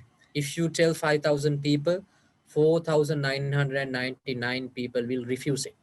හැබැයි එක මිනිස්සෙක් හරි ඒකෙන් එයාගේ ජීවිතේ නිවා ගනිවි. But at least one will take advantage of it. ඒ වෙනුවෙන් අපි ඒක කියන්න ඕන. For that one person, we have to spread the message. අනිත් අර කිසිම කෙනෙක් එක තරහ වෙන්නේ නැහැ, ඒක ඇහුවේ නැහැ, ඒකට බැන්න, ඒක විවේචනය කරා කියලා කිසි ප්‍රශ්නයක් නැහැ. ඒගොල්ලොත් විවේචනය කරමින්ම ඉන්න ඕන. And we are not angry with the people who refused it because they are supposed to criticize it. ඒ නිසා ඔබ ලැබුවා වූ මනුස්ස ජීවිතය, ඒ මනුස්ස හිත අවදි කරගන්න ඕන, පුබුදව ගන්න පුළුවන්. ඒක තුළ ඔබට ශ්‍රේෂ්ඨත්වයට පත් වෙන්න පුළුවන්. So this life as a human being, you should bear the fruits out of it and try to be enlightened and to have a blissful mind. ඔබට ප්‍රශ්න තියෙනවා අහන්න පුළුවන්. දේශනාව අවසන්. Now I think it's time for questions. Okay, so if anybody has any questions, just let me know in the chat box or by the hand up. And while we're waiting, I have one question. For me, it feels like I have two types of desires. One type of desire is the one that when I become aware of it, by itself, it can reduce the power of it. So some of them I can let go. The other type of desire is the one that I find harder to let go of. I can feel my attachment to it. Did I understand? Is it right to then pursue that desire? And if I don't achieve it, then that is the other way to let go of the attachment. මගේ මනසේ මට බලාපොරොත්තු ಜಾති දෙකක් පේනවා. සමහර බලාපොරොත්තු දිහා මම ඒක ගොඩනැගෙන හැටි බලන් හිටියාම ඒක දිය වෙලා යනවා. බොඳ වෙලා යනවා. සමහර බලාපොරොත්තු තියෙනවා ඒවා ඒ විදිහට එහෙම දිය වෙලා යන්නේ නැහැ. ඒවා දිගටම දැඩිව පවතිනවා. එතකොට ඒ වගේ එහෙම නැති වෙලා යන්නේ නැති බලාපොරොත්තු විසඳා ගැනීමට තියෙන ප්‍රතිකර්ම වෙන්නේ මගේ බලාපොරොත්තුව කොහොම හරි ඉෂ්ට කරගන්න යෑමද. එහෙම ඉෂ්ට කරගන්න බැරි වුණාට පස්සේ ඒ ගැන තේරුම් ගැනීම. ඒ ගැන තේරුම්ගෙන පශ්චාත්තාප නොවී සිටීම. Yes. Try to understand the fact that you are not being successful in achieving that sort of expectations and not being worried about it. මේ ඒ ගැන කල්පනා වුණාට කමන්නේ, මතක් වුණාට කමන්නේ. හැබැයි ඒ ගැන පශ්චාත්තාප වෙලා මනසට කඩා වැටෙන්න දෙන්න එපා. It doesn't matter that you recall that memory again and again, but do not let your mind to collapse with that. ගොඩක් අයට වෙන්නේ Tamanට කරගන්න බැරි දේවල් වලින් අචීව් කරන්න බැරි ටාගට් වලින් ඒ ගැනම කල්පනා කර කර විඳවනවා. මම කියන්නේ කල්පනා කරාට කමන්නේ විඳවන්න යන්න එපා. ඒක නතර කරගන්න උත්සාහයෙන් මේ බණ අහලා මොකද මේ මොහොතට මුහුණ දෙන්න තියෙන එක තමයි එතන හොඳම දේ. අර අතීතය අමතක කරලා දාලා එහෙම නොවුනොත් ඒක පුරුද්දකට ගිහිල්ලා අර අහිමි වෙච්ච දේවල් ගොඩක් අපි හැම කෙනෙක්ටම තියෙන ඒවා මතකයට ඇවිල්ලා විඳවන්න පුරුදු වෙනවා මැරෙනකම්ම. සාපේට අහු වෙනවා. Because generally what happens is that when there's a expectation, when there's a desire which we are not successful in achieving, we start to worry about thinking about it. Then your life can be cursed. So it is not necessary to worry about it. You have to realize that you were not being successful in achieving it, but stop being worrying about it. ඒ සාපේට ගොදුරු වෙන්න එපා. Now do not get caught to that curse. ඒක මතක තියාගන්න. ඔයාට විතරක් නෙවෙයි අපි හැම කෙනෙක්ටම ජීවිතේ කල්පනා කරලා බැලුවොත් සාර්ථක වෙච්ච දේවල් තියෙනවා අසාර්ථක වෙච්ච දේවල් තියෙනවා. දුර්වල මනුස්සය මොකද කරන්නේ? අර අසාර්ථක වෙච්ච දේවල් කරගන්න බැරි වෙච්ච දේවල් කල්පනා කර කර විඳවනවා. Now then you have to realize it is not only you who have come across unsuccessful expectations. It is a very common thing. Maybe every one of us have certain desires which we have not been able to fulfill. So, but only the weak person would worry about those things. We have to be strong to not to worry. මම පුංචි කාලේ අහපු කතාවක් කියනවා. I will tell you a story which I heard when I was a kid, as a kid. එක නරියෙක් හිටියා. Now there was a fox. ඔහුට දැක්ක උසට ගියපු මිදි වැල. And he saw a grapevine. ඒකේ මිදි හැදිලා පිරලා තිබුණා. It was full of grapes. ඒ නාරියට ආසයි තුනේ මිදි කන්න. So the fox wanted to have some grapes. ඔහු කීප විටක් උඩ පැන්න මිදි කඩා ගන්න. But all the fruits were high, so the fox jumped a couple of times to get some grapes. උන්ට කිසිම එක ගෙඩියක්වත් කඩා ගන්න බැරි වුණා. But it was unsuccessful in that. තව නරි ගොඩක් ඒක දිහා බලන් හිටියා. So many other foxes were watching that. ඊට පස්සේ දැන් මේ නරියට ලැජ්ජායි. නරියා කල්පනා කරා දැන් මම මේක අනිත් නරියව කඩා ගන්න බැරි වුණා නේද කියලා යාට ලැජ්ජා කරන්න පටන් ගත්තා. So then that particular fox was so ashamed, and then the other foxes were also bullying him, saying that okay, you couldn't even pluck a single grape. ඒ නරියා කිව්වා අනේ ඒක මට කඩා ගන්න බැරි වෙච්ච එකම තමයි හොඳ. ඒක හරිම තිත්තයිනේ.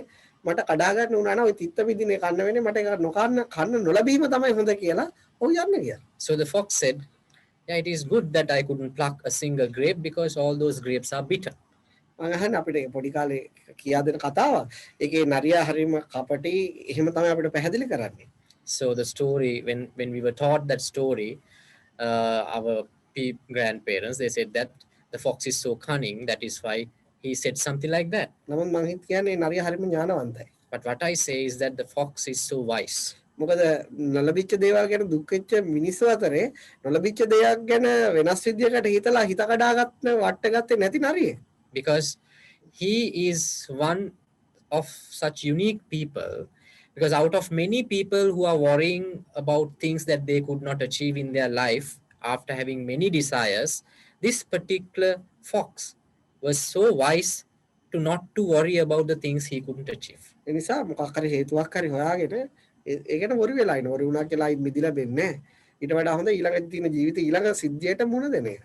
So it is good to face the next incident, the next episode of your life, rather than worrying on what happened in the past. අරකට වොරි වුණොත් ඊළඟ සිද්ධියටත් හරියට මුහුණ දෙන්න බෑ. ඊට පස්සේ ඒකටත් වොරි වෙන්න වෙනවා. ඊට පස්සේ වොරි අයි තව කනගාටු ගොඩයි. ඊළඟට කිසිම දෙයකට හරියට මුහුණ දෙන්න ශක්තියක් නැති වෙලා යනවා. Because if you keep on worrying on what happened in the past, you will be unsuccessful in properly facing what you are coming across next. Then it will be like a chain reaction. That worry will pass on like a disease. ඒ වගේ නරියෙක් වෙන්න. So be like that fox. Like the fox.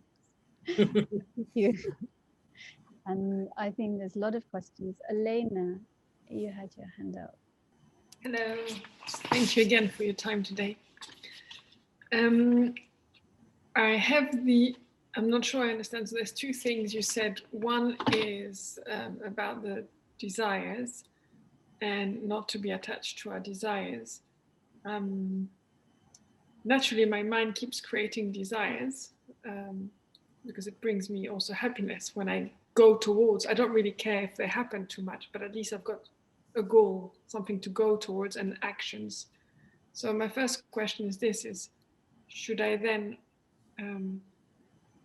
not pay attention to those desires at all?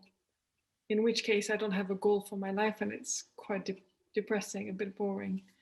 And then the second point, you mentioned to train the mind by going against what it wants. Can you give a bit more information about this? I'm afraid that it can be quite depressing as well. I want to keep a bit of a light-hearted in my life, you know. I know them මට ප්‍රශ්න දෙකක් තියෙන එකක් තමයි ඔබ කිව්වා ආශාවන් වලට බැඳෙන්න එපා කියලා. නමුත් මගේ මනස නිරන්තරයෙන්ම ආශාවන් උත්පාදනය කරනවා. එතකොට දැන් මම ඒකට නොබැඳී හිටියොත් මගේ ජීවත් වෙන්න සඳහා මට අරමුණක් නැති වෙලා මට පශ්චාත්තාපය වගේ ඇති වෙන්න පුළුවන්. ડિප්‍රෙෂන් ඇති වෙන්න. ඒක ඔබ ඒක තේරුම් ගත්ත විදිය වැරදි. Regarding your first question, the way you understood is wrong.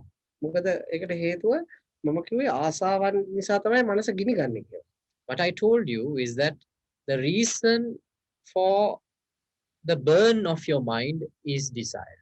එතකොට ඔබ කියනකොට නම් ඒ ගිනි ගන්න එක නැති වුණොත් ඔබට ජීවිතේ එපා වෙයි කියලා ඒක එහෙම වෙන්නේ නැහැ.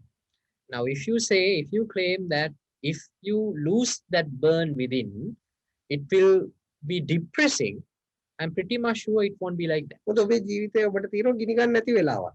Because in your life you are always experiencing moments which you do not feel any burn. එතකොට ඒ වෙලාවට ඔබට ජීවිතේ එපා වෙනවා. Now do you feel like depressed in such situations?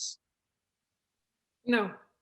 ඒ වෙලාවට ඔබ ජීවිතේ හොඳට විඳිනවා. Actually you are experiencing more your life in such situations. ඒ නිසා ඔබ ඒකට කිසිම විදිහකට ඒක ඔබ හරියට තේරුණා කෙනෙක්. ජීවිතේ හොඳට විඳින්න පුළුවන්. ලෝකේ ලස්සන දකින්න පුළුවන්. ලස්සන අහන්න පුළුවන්. ඒ කියන්නේ බැඳීම් අඩු මිනිස්සෙට. ගිනි ගන්නව අඩු හිතකට. So you have to remember, the one who enjoys the life most, the one you witness the beauty of this world most, is a person with less desire, a person with less burning in his mind. ඔබට ලස්සන චිත්‍රයක් අඳින්න ඕන නම්, ඔබට ලස්සනට තියෙන ළඟ තියෙන බෙරේ ගහන්න ඕන නම්, යම් ප්‍රශ්නයකට ඔබේ ඔළුව ගිනි ගන්න ඕන අපිට බෙරේ හොඳට ගහන්න පුළුවන්. Now you have a drum next to you. Now if your mind is burning, would you ever be able to play that drum properly? No. ඒක බෑ ඔබ ඕක බෙරේ පරලා දාවේ. You will just destroy the drum. ඒ නිසා ඒ ගිනි ගන්න තමන් ඒ ගිනි ගන්න එක ප්‍රශ්නයක් නෑ. ගිනි ගන්න එක තරමන්ට දැනෙන්නේ තමන්ගේ මමත්වයේ නිසා. මම ඔබට කිව්වේ ඒක අර මුලදී බේසිකලි අර විදියට ගිහිල්ලා ඊට පස්සේ තමන්ගේ මමත්වයේ ගැඹුරට මේ වචනත් එක විශ්ලේෂණය කරලා අවසන් කරගෙන ඒ ජීවිතේ කියන්නේ තමන්ගේ වයසට යනකොට තමන්ගේ ඒක අතුල පිරලා උතුරවල දාන්න සතුටේ විඳීමේ. නැත්තම් ඔබට වෙන්නේ අරක කරගන්න බැරුණා මේක කරගන්න බැරුණා අරම උනේ නෑ මෙහෙම උනේ නෑ කියලා හිතලා අර සාමාන්‍ය බොහෝ මිනිස්සු කරන වගේ පශ්චාත්තාප. So what I told you is that let your mind to burn and understand the fact that that burn happens, and the level of burn is proportional to the level of ego that you have inside you, and try to investigate what ego really means. Once you come to the realization of ego through this message, by listening to this message gradually, then you will develop a bliss inside. ඒකේ දෙවෙනි ප්‍රශ්නේ උනේ ඔබ කිව්වා මේ මනස කියන එකට ප්‍රතිවිරුද්ධ දේ කරන්න කියලා. පොඩ්ඩක් ඒක පැහැදිලි කරලා දෙන්න පුළුවන්ද කොහොමද මනස ඉල්ලන දෙයට ප්‍රතිවිරුද්ධ දේ කරන්නේ? දැන් ඔබට කියනවා මේ දැන් මනස දැන් කියන අර කෑම කන්න. Now your second question. Now your mind says, okay, you should eat that particular food. හරිද? එතකොට ඔබ ඊට පස්සේ නමුත් ඔබට ඒක කන්න බැරි වෙනවා. But let's say because of some or other reason you are not being able to have that food. දැන් මනස කල්පනා කරලා කරනවා ඒක කන්න එක කෑවේ නැති කියන ඒක කන්න බැරි වෙච්ච කෙනා වරි වෙනවා. ප්‍රතිවිරුද්ධ දේ කරනවා කියලා කියන්නේ. එතකොට කියන්නේ දැන් මනසට පැහැදිලි කරලා දෙන්න. දැන් ඒක වෙලා ඉවරයි. මට නැවත දැන් ඒක කෑම ගාවට යන්න වෙලාවකුත් නැහැ. මට දැන් මේ අලුත් වැඩක් තියෙනවා. බාන්න ඒක කරපන් මට දැන් ඒක හම්බුනොත් කරව නැත්නම් ඒක අතහැරලා දාන්න. So then your mind will start to worry that, okay, I could not eat that food because that reason, and it will start to suffer. Then you have to explain to your mind, okay, I could not eat that, and that has happened. Now there's no point of worrying about it. I have another episode in my life to face. I have to face that properly. So stop worrying about it and let's move on. තව එකක් කියනවා උදාහරණ. I will give you another example. ඔයා මට එක දවසක් ප්‍රශ්නයක් ඇහුවා ඔයාගේ අර දෙමව්පියන් සම්බන්ධව. Now I can remember one day you questioned me about your parents. මතකද? Can you remember? එතකොට දැන් එතෙන්දි තියෙන්නේ ඔබේ හිත කියනවා අර දෙමව්පියෝ මේ විදියට හිටියනම් හොඳයි මේ විදියට හිටියනම් හොඳයි යහපත් ජීවිතයක් ගෙවුවා නම් හොඳයි කියලා. දැන් හිත ඉල්ලන්නේ ඒක. ඒකේ ප්‍රතිවිරුද්ධ දේ තමයි දෙමව්පියෝ කරන දේ. ඒකට ඔබගේ හිත තේරුම් ගන්න. ඒක තමයි සිද්ධ වෙන්නේ. මගේ හිත ඉල්ලන්න ඕනේ නැහැ ඒගොල්ලෝ මට උඩ විදියට ඉන්නේ. Now I can remember that you have a certain desire inside you. Your parents should behave like this. Your parents should do like this. And their life should be like this. Right? So that is what you desire from you, from within you. But what your parents are doing right now is the total opposite of it. Right? So then accept it. That is what you are doing against your desire. ඒ වගේම ඒක තව විදිහකට කියනවා ඔබේ හිත පොළඹවනවා ඔබ ඒකට නොකර ඉන්න බැරි විදිහට ඔබ ඇතුලෙන් කලඹවනවා ඒක එතකොට ඒක නොකර ඉන්න අන්න ඒක තමයි ප්‍රතිවිරුද්ධ දේ. And if I say it in another term, now your mind, the desire of your mind drives you to do something. It's a huge force which drives you to do something. Stop doing it. That is what doing opposite of it. තව විදිහට එතකොට ඔබ ඇතුළ ගිනි තියලා කලබල කරලා ඇතුළ වෙවුලවාවේ. ඒත් ඔබ ඉවසගෙන ඉන්න. අන්න ඒක තමයි ආත්ම දමනය වෙන්නේ කියන්නේ. Now when you do that, your mind will not let you to be in peace. It will wage war against you. It will create more fire, more calamities, more storm. But still, you withhold it and do not do what your mind asks you. දැන් ගොඩක් මිනිස්සු කරන්නේ අර කැළඹෙනකොට ඉන්නකොට ඇතුළ දහන එනකොට ඉන්න බෑ. එයා ඊට පස්සේ කියන දේ කරලා අමාරු වෙනවා. What generally happens for an ordinary person, when the mind wages a war against what you do, they will just do and please the mind. මේ ලෝකේ අමාරු වැටිච්ච හැම කෙනෙක්ම අමාරු වෙන්න ඕන විදියට. But if you do that, that will be the reason for you to suffer one day. තේරුණාද? Did you understand? Yes. I just wonder why people say follow the heart sometimes, because for me follow the heart means follow the desires in a way. So I just get confused. මට තිබුණ ගැටලුව තමයි මිනිස්සු ගොඩ වෙලාවක් කියන තමන්ගේ හදවතට ඇහුම්කන් දෙන්න කියලා. ඒතර මගේ අදහස තිබුණේ මේ හදවතට ඇහුම්කන් දෙනවා කියන්නේ ආසාවන් පස්සේ යනවා. වැරදි. That is not what it means. ඒක හදවතට ඇහුම්කන් දෙන්න ඕන. හදවත කියන දේ කරන්න ඕන. හැබැයි ඒක අපි තේරුම් බේරුම් කරගන්න ඕන. ඒකේ පරාර්ථකාමී මොකක්ද? ඒක ස්වාර්ථය මොකක්ද කියන්නේ. Now, yes, one should listen to his heart, but you have to ascertain and you have to have a clear demarcation between what is a selfless expectation and what is a selfish expectation. එතකොට ඔබ හදවත කියන පරාර්ථය දේ කරනොත් ඔබේ ego එක කුඩු වෙලා විනාශ වෙලා යනවා. ඔබේ හදවත කිව්වයි කියලා හිතලා ඔබ ගැන හිතන දේවල් කරනොත් ඔබගේ ඊගෝ එක වැඩි වෙනවා ඔබ අසහනෙ වැඩි වෙනවා. Now, though your heart says, if you continue to do selfish things which your mind asks, it will develop your ego more and more, and it will destroy your entire life. But when your heart says, if you do selfless things, it will help you to destroy your ego. එනිසා අපි උනත් කියන හදවත කියන දේ කරන්න කියලා. හැබැයි ඒක හරියට ක්ලියර් කරගන්න ඕන තේරුම් ගන්න. Now even myself give the same advice to people. Follow your heart. But then you have to understand and clear it out. What is the proper instruction to follow? මම දන්න විදිහට හදවතට ගොඩාක් හදවතේ ඇති වෙන හැඟීම් පරාර්ථය කාම. Because the majority of thoughts which comes from the heart are selfless. එතකොට අයිත් නැවත හිත ඊට දෙන්නේ නැහැ ඒක කරන්න. But then again, your mind will not let you to do that. හදවත කියන දේ කරන්න ඊට දෙන්නේ නැහැ. The mind will not let you to do what your heart asks you to do. දැන් මේ වගේ පණිවිඩයක් කරනකොට හදවත කියන උඹ ගිහිල්ලා ඔය සියල්ල අත්හැරලා දාලා ඒ පණිවිඩය අහලා ඇතුළ නිවා ගන්න. Now, when you hear a word, a message like this, your heart says, okay, I should give up everything and do this spiritual investigation and analysis. I should sacrifice my entire life to this. අයින් මනසික විහිම කරන්න එපා. තාම ඔබට ජීවිතේ මේක කරන්න තියෙනවා, අරක කරන්න තියෙනවා. මේවා හිමුනොත් ඔබට අනාගතේ මොකද්ද වෙන්නේ කියලා නැවත මනස ඔබ අල්ල ගන්නවා. Then again your mind comes and tell you, no, I have to fulfill this. I have to achieve this goal in my life. I have to be like this. There are a lot of things to be done in my life. I have no time to sacrifice for this. දැන් ඔබට තේරෙනවද? Can you understand? දැන් ඔබට එතකොට අයිත් ගියම හදවතයි මනසයි අතර යුද්ධයක්. So then again, there is a fight between the heart and the mind. I understand. Thank you. Thank you, Elena. And Gina also has a question. Yes. Hello. Thank you very much for your talk today. It's very making me think a lot.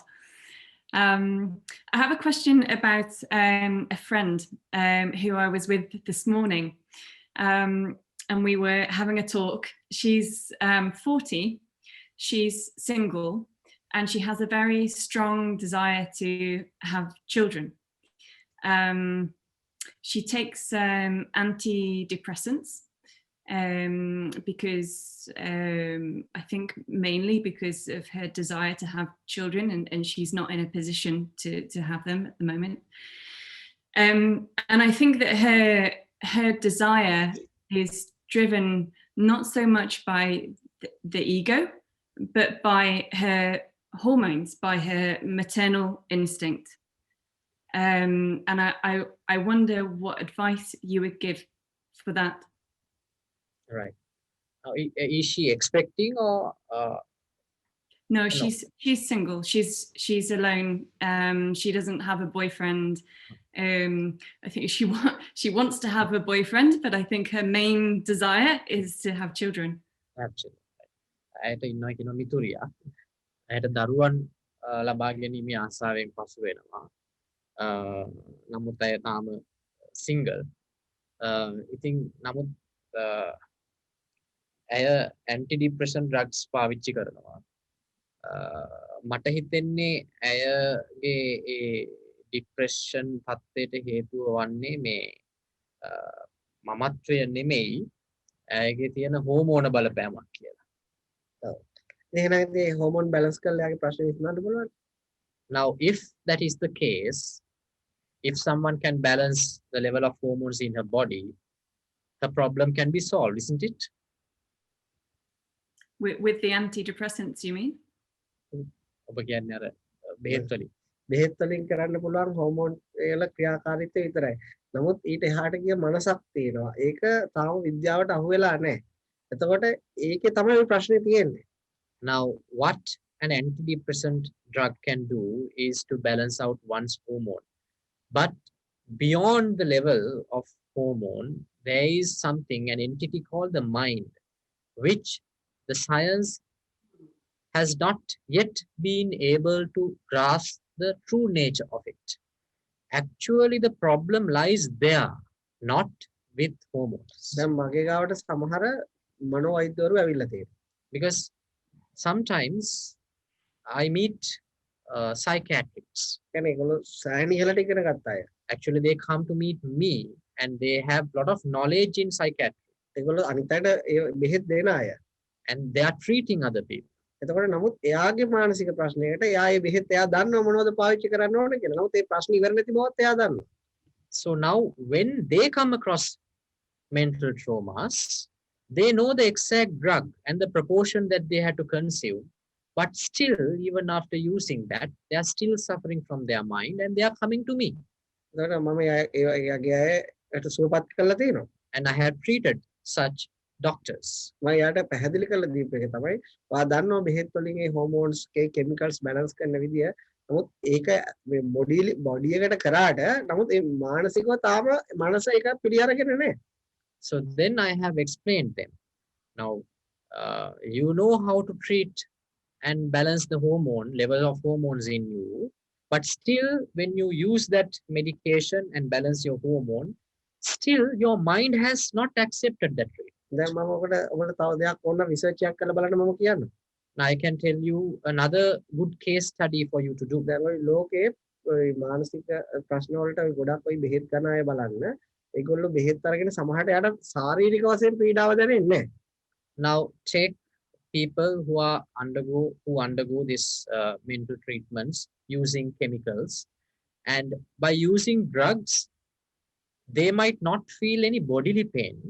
හැබැයි ඒගොල්ලෝ ගිහිල්ලා බලන්නයි ඒගොල්ලෝ අනිවාර්යයෙන්ම ටික කාලයක් ගියාම පිළිකාවකට යනවා. But after some time they might come across another disease like cancer. ඊළඟට මනසේ මොකක් හරි තද බැල බැඳීමක් එක්ක තමයි ડિප්‍රෙෂන් එන්නේ. දැන් අර වාකිව කතාව බලනොත් දරුවා ලබා ගන්න තියෙන දැඩි ආසාව. එතකොට ඒ ඇති වෙන ශාරීරික පීඩනයේ යම් කිසි ආකාරයකට කෙමිකල්ස් වලින් බැලන්ස් කරාට ඒ ආසාව යාගේ ඇතුලේ එයා පැහැර නොහැර පැවතුනොත් බොහෝ දුරට පිළිකාවකින් වගේ දෙයකින් වෙනත් ආබාධයකින් ඒක අවසන් වෙන්න පුළුවන් ජීවිතේ. Now if I take the story of your friend, now you say that that she has developed depression because of her expectation on children, and now if by taking medicine you can balance the level of hormone and get out from the bodily pain, but as long as she withhold that expectation in her mind strongly, sometimes there is a tendency she might develop another disease, as I said, like cancer one day. දැන් එයාගේ ඒ ඇතුලේ තියෙන ටික විශ්ලේෂණය කරලා බලුවාම එයාට එයාගේම කියලා දරුවෙක් ඕන. Now if we analyze her desire, she wants her own child. නැත්නම් මේ ලෝකේ තවත් දරුවෝ ඉන්නවා දුප්පත් රටවල වල දුප්පත් කෙනෙක්ට ඒ කෙනෙක්ට උදව් කරලා එයාට සතුට වෙන්න පුළුවන්. එයාගේ ඊගෝ එක අඩු නම්. මොකද එයාට එයාගේම ශරීරයෙන් හරි එයාගේම කියලා දරුවෙක් උමනාව ඒ තියෙන තද ඇල්ම අතහැ නොහැර හිටියොත් අනිවාර්යයෙන්ම එයා ශාරීරිකවත් පිරිහෙනවා මානසිකව ගොඩාක් දුරට පිරිහෙනවා. Because if she can reduce her ego, she can obviously consider another child, an orphan, as her own and treat them and assist them. But she still wants her own child. So that shows that she has too much of ego of having something for her own. Now, if she continues with that mindset, and if she is not successful in achieving that desire, definitely she will suffer bodily one day. එයාව මුණගස්සන්න. එතකොට මම දන්නවා එයාට කරන්න ඕන දේ මොකක්ද කියලා. Now, if it is possible, take her to me, bring her to me, because I know what is the exact treatment to be given to her. දැන් අපි දැන් මෙතෙන්දි කරන්නේ ඒක විශ්ලේෂණය කරනවා. මොකද ඒක යාට වැඩක් නෑ. යාට ඒක ඇහෙන්නේ නැති වෙන්න පුළුවන්. ඒක ඔයා ගිහිල්ලා කිව්වත් වැඩක් නෑ. ඒතර යාට මානසිකව යාගේ ඒ තියෙන අරමුණ අතහැරවන්න ඕන විදික්‍රම තියෙනවා. ඒක යත් එක්ක කතා බහ කරලා කරන්න ඕන දෙයක්. යාට තේරුම් කරලා දීම තුළ කරන්න ඕන දෙයක්. ඒක මට ඒ වෙලාවට හිතට එන දෙයක්. එයා ඔබ යම් විදියකට මුණ ගැස්සොත් එයාට ක්‍රමානුකූලව වගේ යාගේ තියෙන තද අරමුණ අතහැරලා දාවන්න පුළුවන්. එතකොට දැන් ඊට කලින් හිතලා යම් ශාරීරික ඩැමේජ් එකක් වෙලා තියෙනවා. අන්න ඒක ඔයගොල්ලෝගේ හෝමෝන්ස් වලින් බැලන්ස් කරගන්න පුළුවන්. Because what we are discussing right now is based on the facts on the table, right? This discussion itself will not be helpful for her to develop her mind, because there is no point now, even though you tell what we discussed here today to your friend, it might not help her much. But if we can meet her face to face, then we can analyze more about the situation and give the exact treatment to her mind, which is suitable, which is tailor-made to her. Wow. Thank you. It would be great to know afterwards how I can put her in contact with you. එයා කැමති නම් මේ වගේ ඊළඟ වැඩසටහනට වෙන්න කියන්න. එහෙම නැත්නම් මේ අපේ නම්බර් එක තියෙනවා මේ අජන්තල ආව ඒක අරගෙන කතා කරන්න මේ මම කතා කරාම අපි වෙලාවක් දාලා කතා කරමු.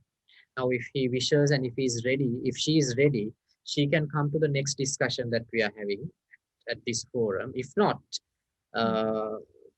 Ajanta and Deepika, they have our contact details. We can coordinate through them and to arrange a session for. Great, thank you so much. I appreciate your words. Thanks, Gina. And I think the next one is Susie. Okay, I thought you were going to read it out, Ajanta. Hi, Susie. Hi, so nice to be with you all today. Thank you for your wise words. I was just wondering what tools you would recommend to help somebody to quieten the mind, to raise the awareness of what is going in the mind. Because sometimes we have all these desires and things, and it keeps going, and we don't always link to the fact that that's the cause of our suffering. You know, so how do we raise the awareness to how do we slowly come to reduce that? How do we help others to slowly reduce that? මොනවාද අපිට භාවිතා කරන්න පුළුවන් ක්‍රමවේදයන් පුද්ගලයන් තුළ පවතින සතිය දියුණු කරන්න. දැන් මේ ආශාවන් හඳුනා ගැනීම. මොකද අපේ මනසට නිතරම ආශාවන් ගලාගෙන එනවා. කොහොමද අපි කෙනෙක්ට උපදෙස් දෙන්න ඕනේ ඒවා හඳුනා ගැනීම සඳහා ඒ හඳුනා ගැනීම වර්ධනය කරන්න. මම කියන්නේ naturally ජීවත් වෙන්න. What I propose is to live a natural life. බලෙන් අඳුර ගන්න යන්න එපා. Now do not try to forcefully be aware. දැන් තමන්ට ගොඩක් යම් දෙයකට තදබල ආසාවක් ඇතුළත් ඒක හොඳට තමන්ට දැනෙනවා. ඇතුළ හොඳට බර්න් වෙනවා. Now if someone is too much attached to a concept from within, you will definitely going to feel it strongly. එතකොට අන්න ඒක තමන්ට හොඳට අමුතු 100ක් ඕනේ. එතන හොඳට 100 තියෙනවා. ඒක නිසා තමයි හොඳට දැනෙන්නේ පිච් එක. So there is no need to develop an awareness as such, because the very fact that you feel that strong attachment within you is awareness. එතකොට මේ අපේ වචන ඒකත් ඇහුවාම එතකොට යාට ඒ තුල යාගේ හිත විශ්ලේෂණය වෙනවා. So when someone listen to this message, listen to our words, when they feel that, when they are being aware about that, the analysis will automatically starts. එතකොට දැන් මට තව එක වෙනත් උත්තරයකුත් දෙන්න පුළුවන්. Now I can give you another answer in a different perspective. එතකොට කවුරු හරි කෙනෙක්ට කෘතිමව 100ම ඉන්න පුළුවන් ආසාව අල්ල ගන්න. Because someone also can develop awareness artificially to capture desires. එයා ගොඩක් ඉෆෙක්ට් එකක් දාලා කරන හැම ක්‍රියාකාරකමක් ගැන දැන් බලවත් 100න් ඉන්නවා. එතකොට එයාට ඒක මුලදී දැනෙනවා. මේ ආසාවක් නැති වෙනකොට ඇතුළ බර්න් වෙන එක පුංචි දෙයක් වුණත් දැනෙනවා. So if someone would wish to follow that artificial method, they would put some force and forcefully be aware about the desires being created by the mind. So if they do that, they will start to feel even minor desires being developed by the mind. හැබැයි එතකොට ජීවිතේ හරිම කෘතිම වෙලා Tamante 100 වඩන මාර්ගය එපා වෙනවා. But if you do that, if you follow that path, your life itself will be artificial. And sometimes after, you will get fed up from that spiritual practice. ටික කාලයක් කරනකොට ආයිතර පරණ තත්ත්වයට වෙනවා. So after some time, you will go back to ground zero.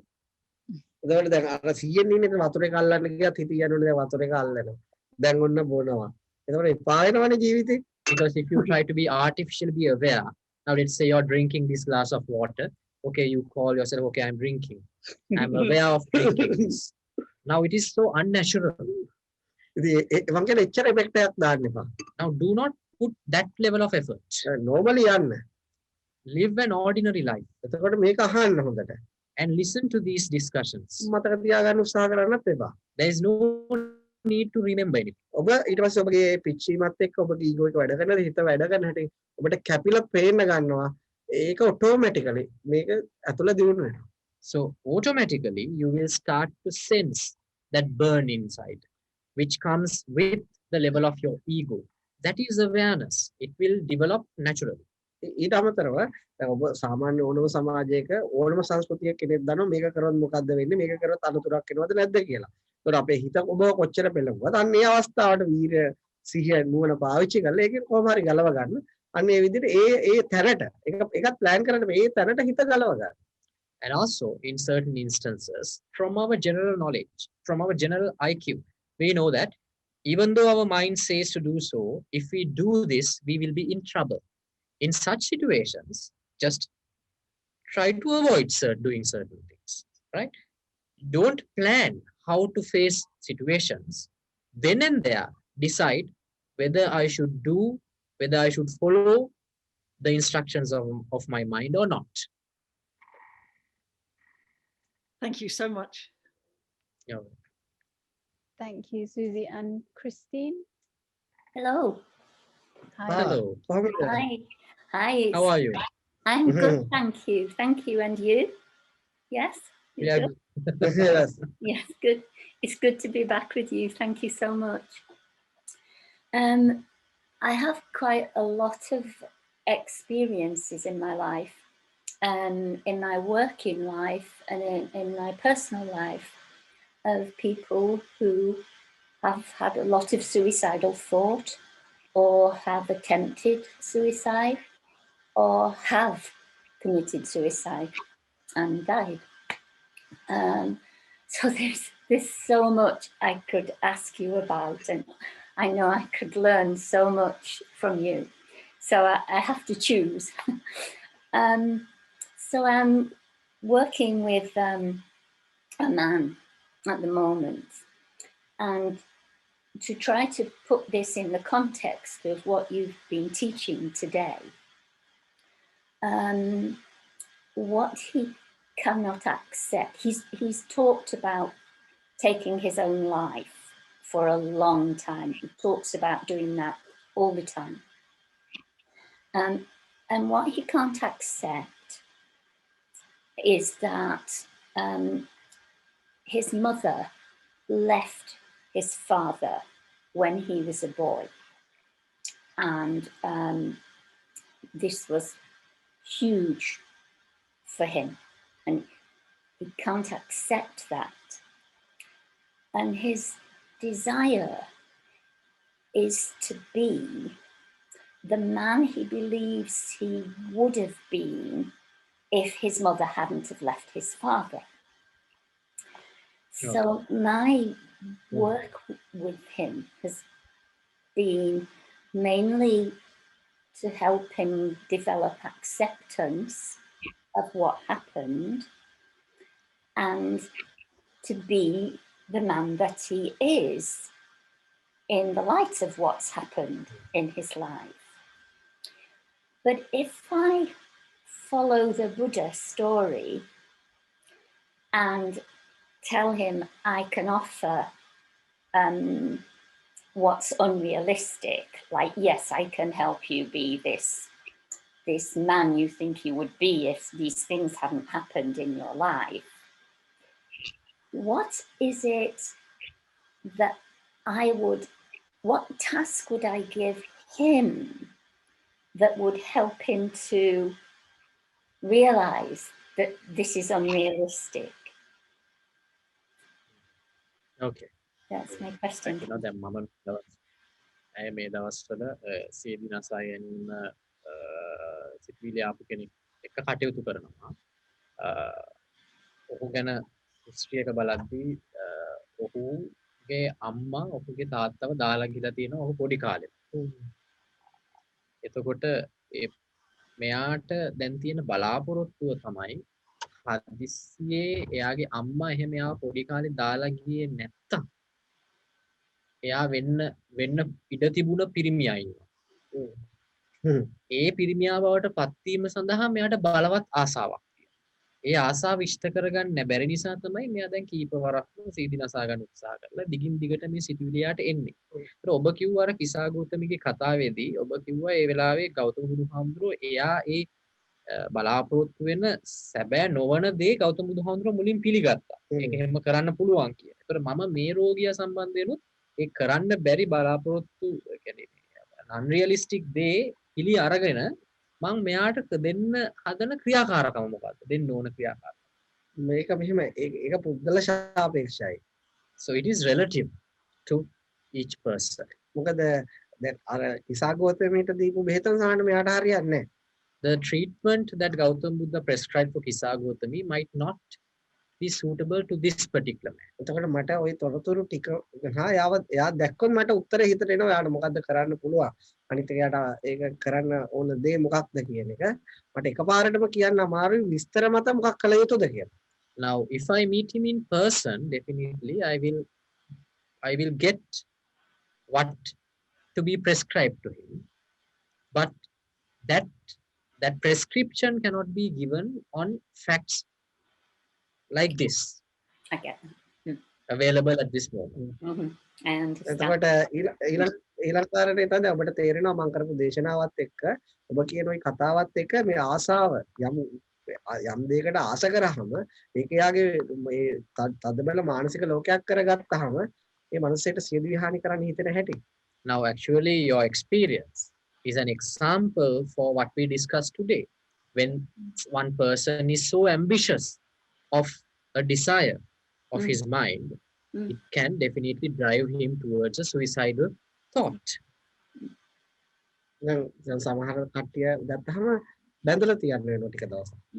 Now, in certain instances, certain subjects, you have to tie them up for some time to avoid them committing suicide. මොකද එයා එච්චර තදබල ලෙස පොළු අවුල් වෙලා. Because their mind is so unstable. Yes. Without a physical force, you cannot stop them from committing suicide. ඉතින් මගේ ගාවට ඒ වගේ 100 ගාණක් කට්ටිය ඇවිල්ලා මට විවිධ අත්දැකීම් තියෙනවා ඒ පිළිබඳව. ඉතින් මම හිතන්නේ නෑ ආපු 100 ගාණම ඔක්කොම බේරුණා කියලා. 99ක් 99ම බේරලා තියෙනවා. මේ එතකොට ඒක ඒ වෙලාවට ඒ පුද්ගලයාට සාපේක්ෂව තමයි අපි මේ ක්‍රියාකාරකම කරන්නේ. Because I might have come across hundreds of such cases, and I won't say that I've been able to treat everyone, but 99% of them have been successful. But it is situational. It is relative to each case. Yes. It depends on the one in front of you. Yes. ඊළඟ කාරණේ තමයි එහෙම මට හදාගත්ත method එකක් නැහැ. ඒක ඒ වෙලාවට එනවා මෙයා වෙනුවෙන් මොකද කරන්නේ. And the next point is that there is no one particular method with me on how to treat people. Yeah, me neither. So it actually comes when I discuss with them. Yes. Yes, I understand. One thing that it really seems to me with this man is that he doesn't really want to die. He just doesn't know how to live life with this non-acceptance and this desire. And so the focus for me has been on helping him how to live. මේ පුද්ගලයාත් එක්ක මට තේරිච්ච දෙයක් තමයි මේ ඇත්තටම මෙයාට මැරෙන්න ඕනේ අවශ්‍යතාවයක් නැහැ. නමුත් මෙයා ජීවත් වෙන්න දන්නේ නැහැ. හරි හරි. ඒක තමයි ගොඩක් අයට වෙන්නේ. Yes, you're right. That is very common case. They don't know how to die. They don't want to die, but they don't know how to live. ඒක හැමෝටම තියෙන එක තමයි. I think majority of people are suffering from that. ඒ නිසා තමයි අපි කියන්නේ මේ ගැනීමට අපි කියන්නේ ජීවත් වීමේ කලාව උගන්වනවා. Now that is why we name this message, this teaching as the art of living.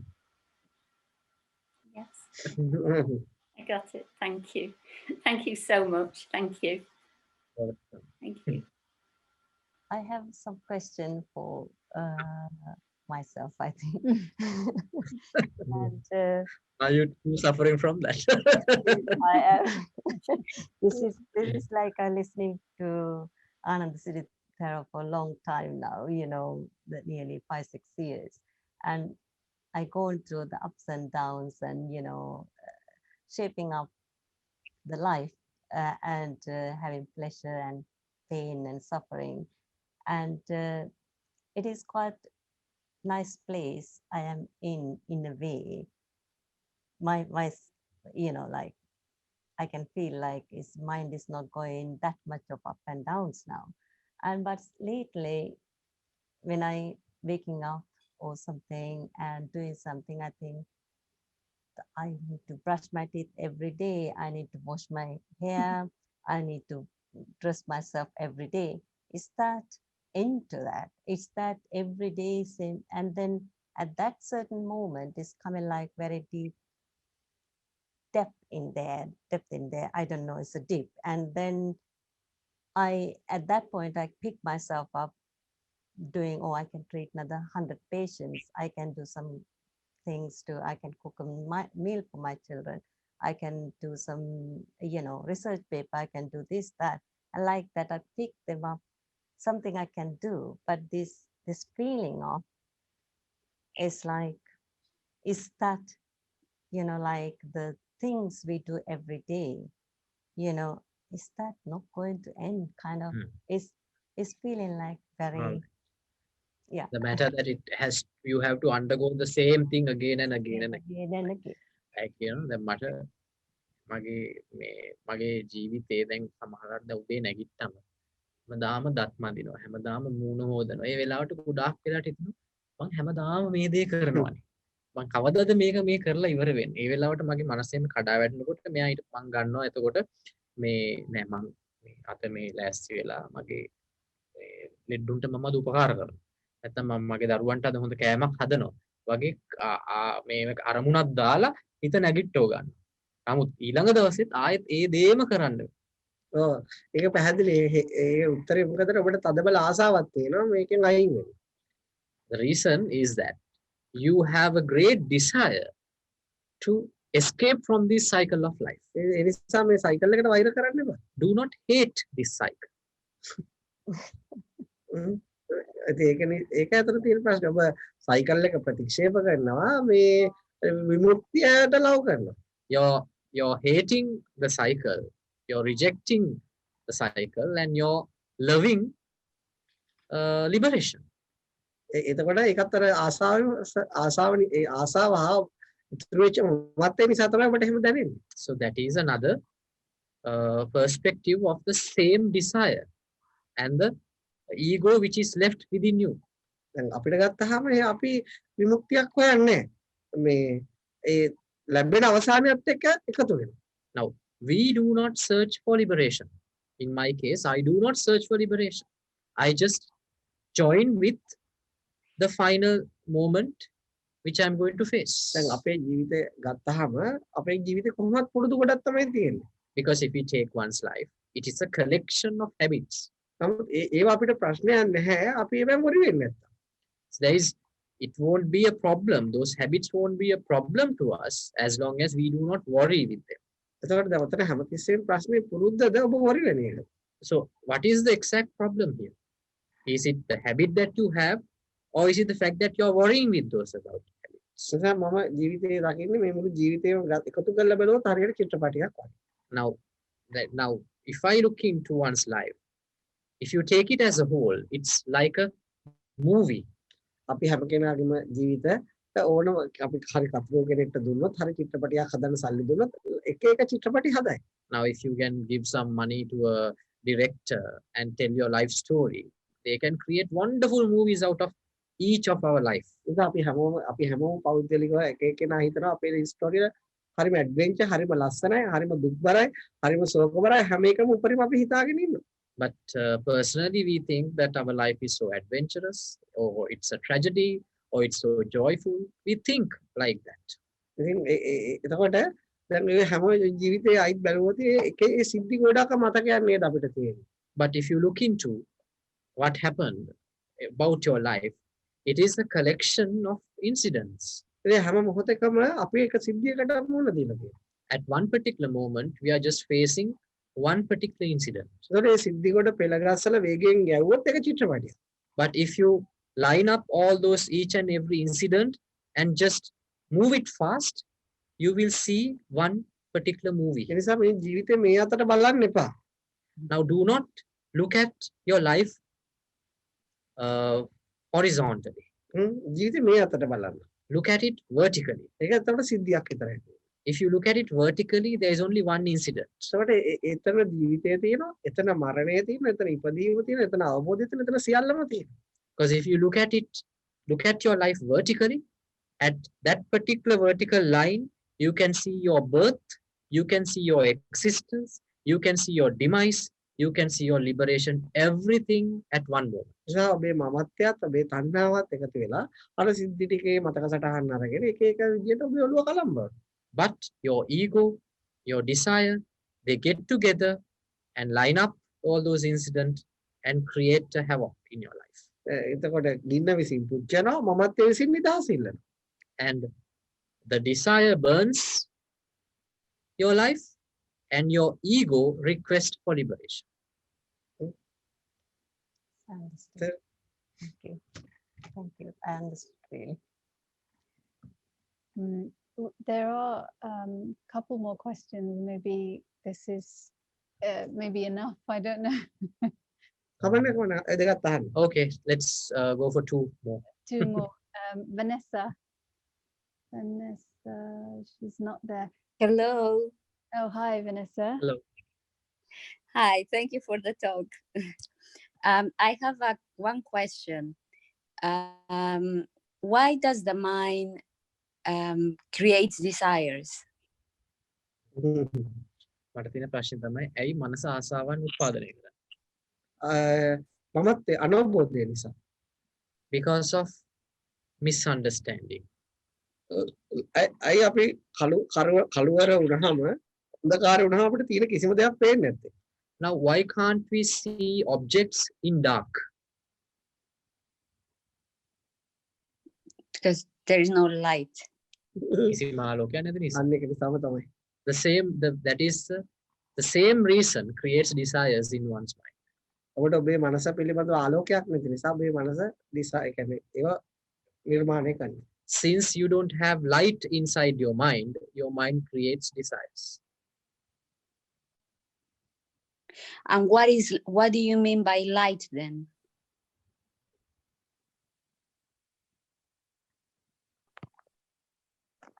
ඔබ මොකද අදහස් කරන්නේ ආලෝකය කියලා මනසේ තියෙන?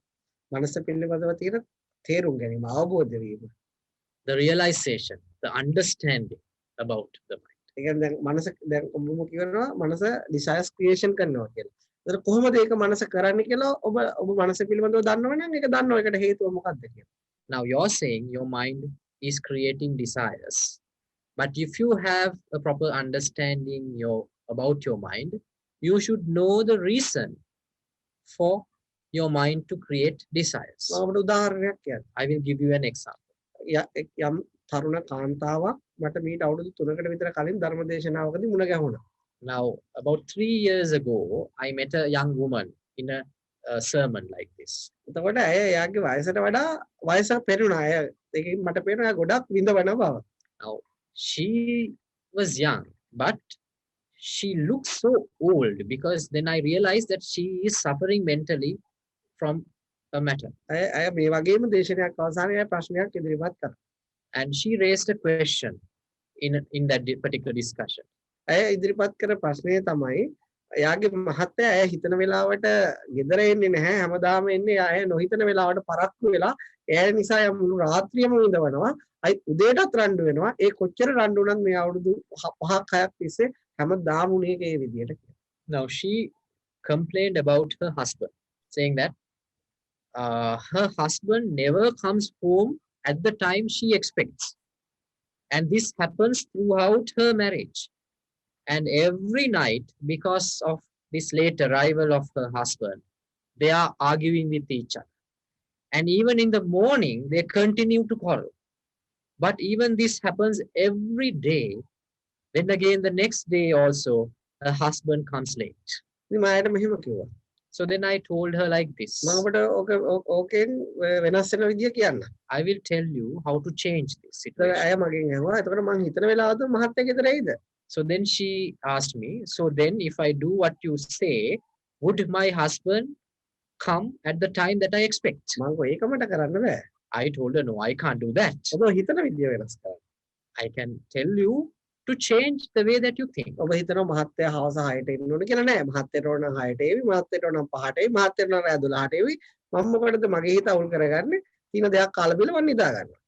Now, you are thinking right now that your husband should come by 5 o'clock. Now, hereafter, you should think like this. Why should I have such a guideline? If my husband wants, he can come home by 4 o'clock, or by 5 o'clock, or by 6 o'clock, or by 12 midnight. He can come home at any time he wants. I will have my dinner and I will sleep without worrying about the time that he comes. දැන් අය කියපු දේ හරි ලස්සනට විස්තර කරා. අය හරියටම 6 කියලා හිතුව 5 ඉඳලා බලනවලු 6 වෙනකම්. එන්න ඇතුලේ ප්‍රෙෂර් එක වැඩි වෙනවලු. ඊළඟ 6 ඉවර වුණාම ඔළුව අවුල්ම වෙලා යනවා. Now before that she explained me the way she suffers. Now she thinks from her mind, she thinks her husband should come by 6 o'clock. From 5 p.m. she starts to think about his arrival. Okay, when the time gets closer to 6, she's boiling from inside. When 1 minute past 6, she totally start to explode. So when the husband comes, she's all over him. Then after the discussion we had, she realized all the problem was the way that she was thinking.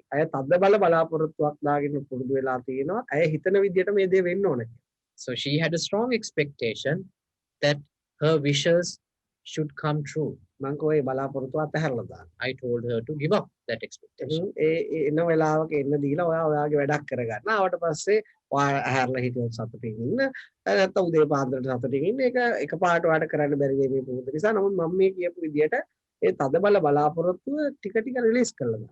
So I told her to give up that strong expectation and accept what is happening. Let your husband to come at any time he wants. Now,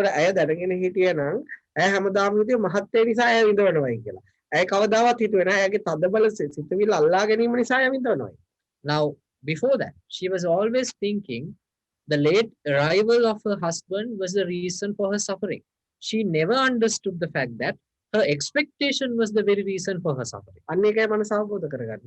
That is what is meant by understanding the mind. තමන්ගේ එළියේ තියෙන ප්‍රශ්න විතරක් නෙවෙයි එළියෙන් ඉෂ්ට වෙන නොවන දේ විතරක් නෙවෙයි තමන්ගේ මනස ඒ පිළිබඳව දක්වන ආකල්පය තමන් එකට බැඳලා ඉන්න විදිය තමන් තේරුම් ගැනීම තමයි මනස අවබෝධ කරගන්නේ. No, it is not about what happens in the outside world. What is the result? What are the consequences of the outside world? The way the expectations develop within from our mind, and to understand the behavior from within, that is what realization means. That is what understanding the mind means. ඒක නිසා තමයි මේ මනසකට තමයි මේ දේශන පවත්වන්නේ. එතකොට ඕගොල්ලෝ ඒ කරුණ අහුවගත්තාම ඔයාට ඔයාගේ මනස වැඩ වෙනදා මනස වැඩ කරන විදිය රිද්ම් එක අල්ල ගන්න බැරි රිද්ම් එක ඔයා අඳුර ගන්නවා. So that is why we are having a discussion like this. This entire discussion is about the chemistry, the behavior of a human mind. Now, when you are in this discussion, sometimes after, you will realize how your own mind is behaving. නිසා මිනිස්සු ජීවත් වෙද්දී මිනිස්සුන්ට මේ මනස rhythm එක අඳුර ගන්න බැරි වුණා. බාහිර ලෝකෙත් එක්කමයි හිටියේ එළියෙම. නිසා මේ රිද්ම් එක යන විදියට සිද්ධ වුණා. ඒක අවුට් ගියා. ඊට පස්සේ ඒකෙන් තමයි මේ හැම මානසික ප්‍රශ්නයක්ම පැන නැගිලා තියෙන්නේ. But from our ordinary lifestyle, we were never enlightened about the nature of the mind. We were always dealing with what was happening in the outside world. So in the outside world, it's always, most of the time, what happens in the outside world goes against our own wish. That is the very reason for all the problems in one's life. නිසා බාහිර ප්‍රශ්නේ බාහිරට දෙන වගේම ප්‍රශ්නේ 90ම තියෙන්නේ තමන්ගේ ඇතුලේ. එතකොට ඒ 90 තමන්ගේ අත්දැකීම් හරහා මේ දේශන හරහා තමන්ට තේරුම් ගැනීම තමයි තමන්ගේ මනස තමන් අවබෝධ කරගන්නවා කියන්නේ. Now there is a part to be done in the outside, but the majority of the more than 90% of the problem lies within. Now what we are trying to analyze here is to understand what is happening within. Now did you understand what I say? Yes. So it's true. Yeah, that is how you light up your mind. අර කාන්තාවකට මීට අවුරුදු දෙකකට කලින් මාව ගාල්ලේ බලන්න ආවා. ඇය ඇත්තටම ඇයගේ ස්වරූපය වෙනස් වෙලා. මට ගොඩක් ස්තුති කරා. ගොඩක් දේවල් ගෙනල්ලා දුන්නා. ඇය කිව්වා ඇත්තටම වහන්සේ අහපේක මට කරන්න මුලදී ගොඩක් අමාරු නෑ. නමුත් දැන් මට මහත්ය නෙවෙයි. කීයට ආවත් නාවත් මට දැන් ප්‍රශ්නයක් නෑ. So that particular lady which I had the discussion with, she came to meet me after some time and she was totally changed. Now she was like she was glowing, and she said it was a little bit difficult for her at once to change the way she was thinking, but now she is okay with that. Now she doesn't matter at what time her husband comes. කිව්වා ඒකට ලොකුම දේ තමයි මම හිතුවේ මහත්යගේ ප්‍රශ්නයක්. මගේ ප්‍රශ්නයක් වශයෙන් මගේ කවදාවත් දැක්කේ නෑ. වහන්සේ දා මුණ කරන නොකරන සමහර වෙලාවට මම සියදි විහාර කරන සමහර වෙලාවට ඩිවෝර්ස් වෙනවා. So then she said, now it is good that we had the discussion that day, because until that I was always thinking the reason, the cause for my suffocation is my husband. But now she knows, Now she has understood, no, it is the way that she was thinking. And she said if we did not have that discussion that day, maybe she might have taken a decision about her marriage life.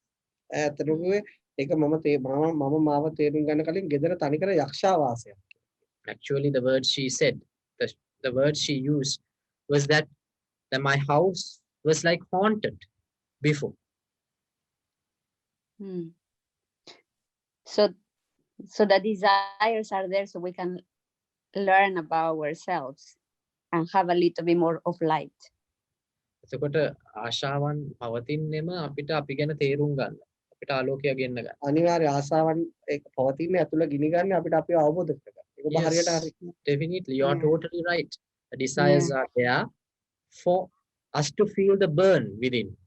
For us, and it will drive us to understand about our mind. හැබැයි ඒක මම කියනවා මුලදී දේශනා කිව්වේ 4999කට මේ අත්දැකීම් වලින් යාට අවබෝධ කරගන්න ලැබෙන්නේ. ඔය අවබෝධ කරගන්න උදව් වෙන වචන අහන්න ලැබෙන්නේ. ඒක හරිම අඩු මිනිස්සෙක්ට ඒක ඉතාමත් කලාතුරකින් තමයි Tamante භාග්‍ය උදා වෙන්නේ.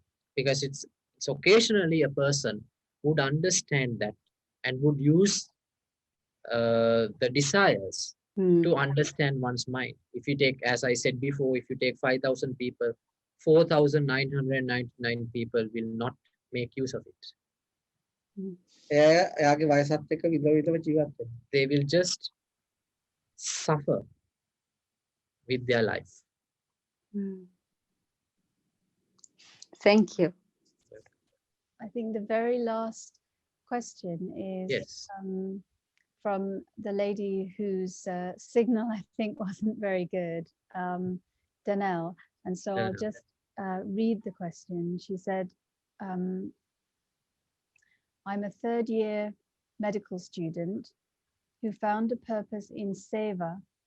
However, since the lockdown, I haven't been able to travel back to university, and I'm stuck at home until further notice. I would like some advice as to what you would do in this situation to find a sense of purpose again when the purpose you had feels taken away. And the other question is, how is it possible to create goals and pursue them without any ego? තුන්වන වසර වෛද්‍ය ශිෂ්‍යාවක්. ඇය ගෙදර ගියාට පස්සේ මේ වසංගත තත්ත්වය ඇවිල්ලා ඇයට නැවත වෛද්‍ය විද්‍යාලයට යන්න බැරි වුණා. දැන් ඇය ගෙදර හිර වෙලා ඉන්නේ. එතකොට දැන් ඇයට තිබුණ බලාපොරොත්තුව තමයි මේ වෛද්‍ය උපාධිය. නමුත් දැන් ඇයට ඇගේ තිබුණ ජීවිතයේ තිබුණ බලාපොරොත්තුව අහිමි වෙලා. කොහොමද මේ වගේ වෙලාවක මොකද්ද මගේ ජීවිතයත් එක්ක මම කරන්න ඕනේ? මොකද මගේ දැන් ජීවිතේ තියෙන බලාපොරොත්තුව මට අහිමි වෙලා. අහිමි වෙලා නෑනේ අවුරුද්දකින් කල් ගෙහිලා. Actually, you have not lost the purpose. It has just been delayed. ඒක මම හිතන්නේ ඇයට විතරක් නෑ ඇගේ වයසේ ඉන්න හැමෝටම වෙච්ච දෙයක්. It is not only something which has happened to herself. Maybe all of her batchmates, maybe the students in her age are undergoing the same situation. අනිත් ඇය වෛද්‍ය ශිෂ්‍යාව.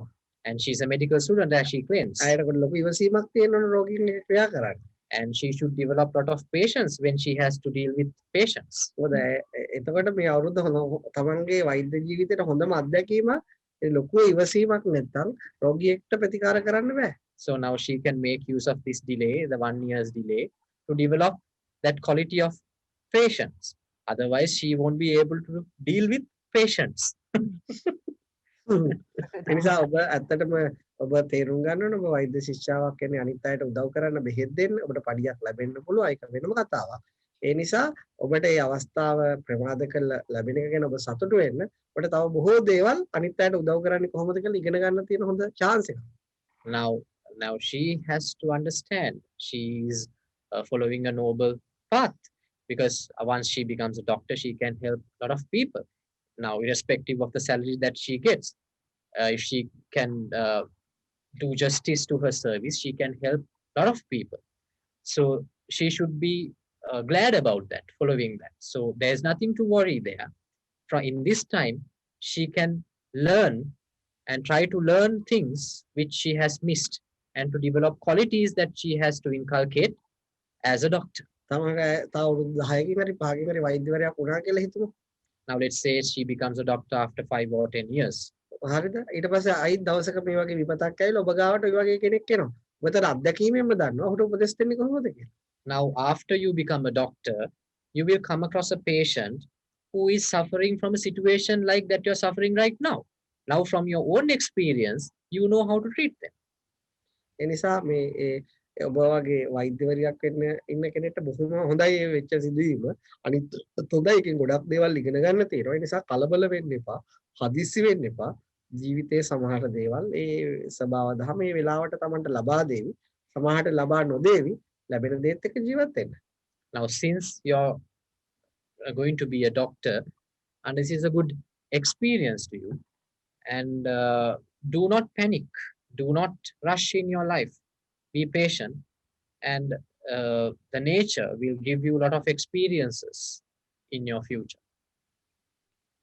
නිසා ඔබගේ බලාපොරොත්තු වලට විතරක් නෙවෙයි යෝග සිද්ධ වුනේ මේ ලෝකේ සමස්ත ලෝකයටම මිනිස්සුන්ගේ බලාපොරොත්තු වලට මේ සිටුේෂන් එක හොඳ පාඩමක් ඉගෙනගන්න.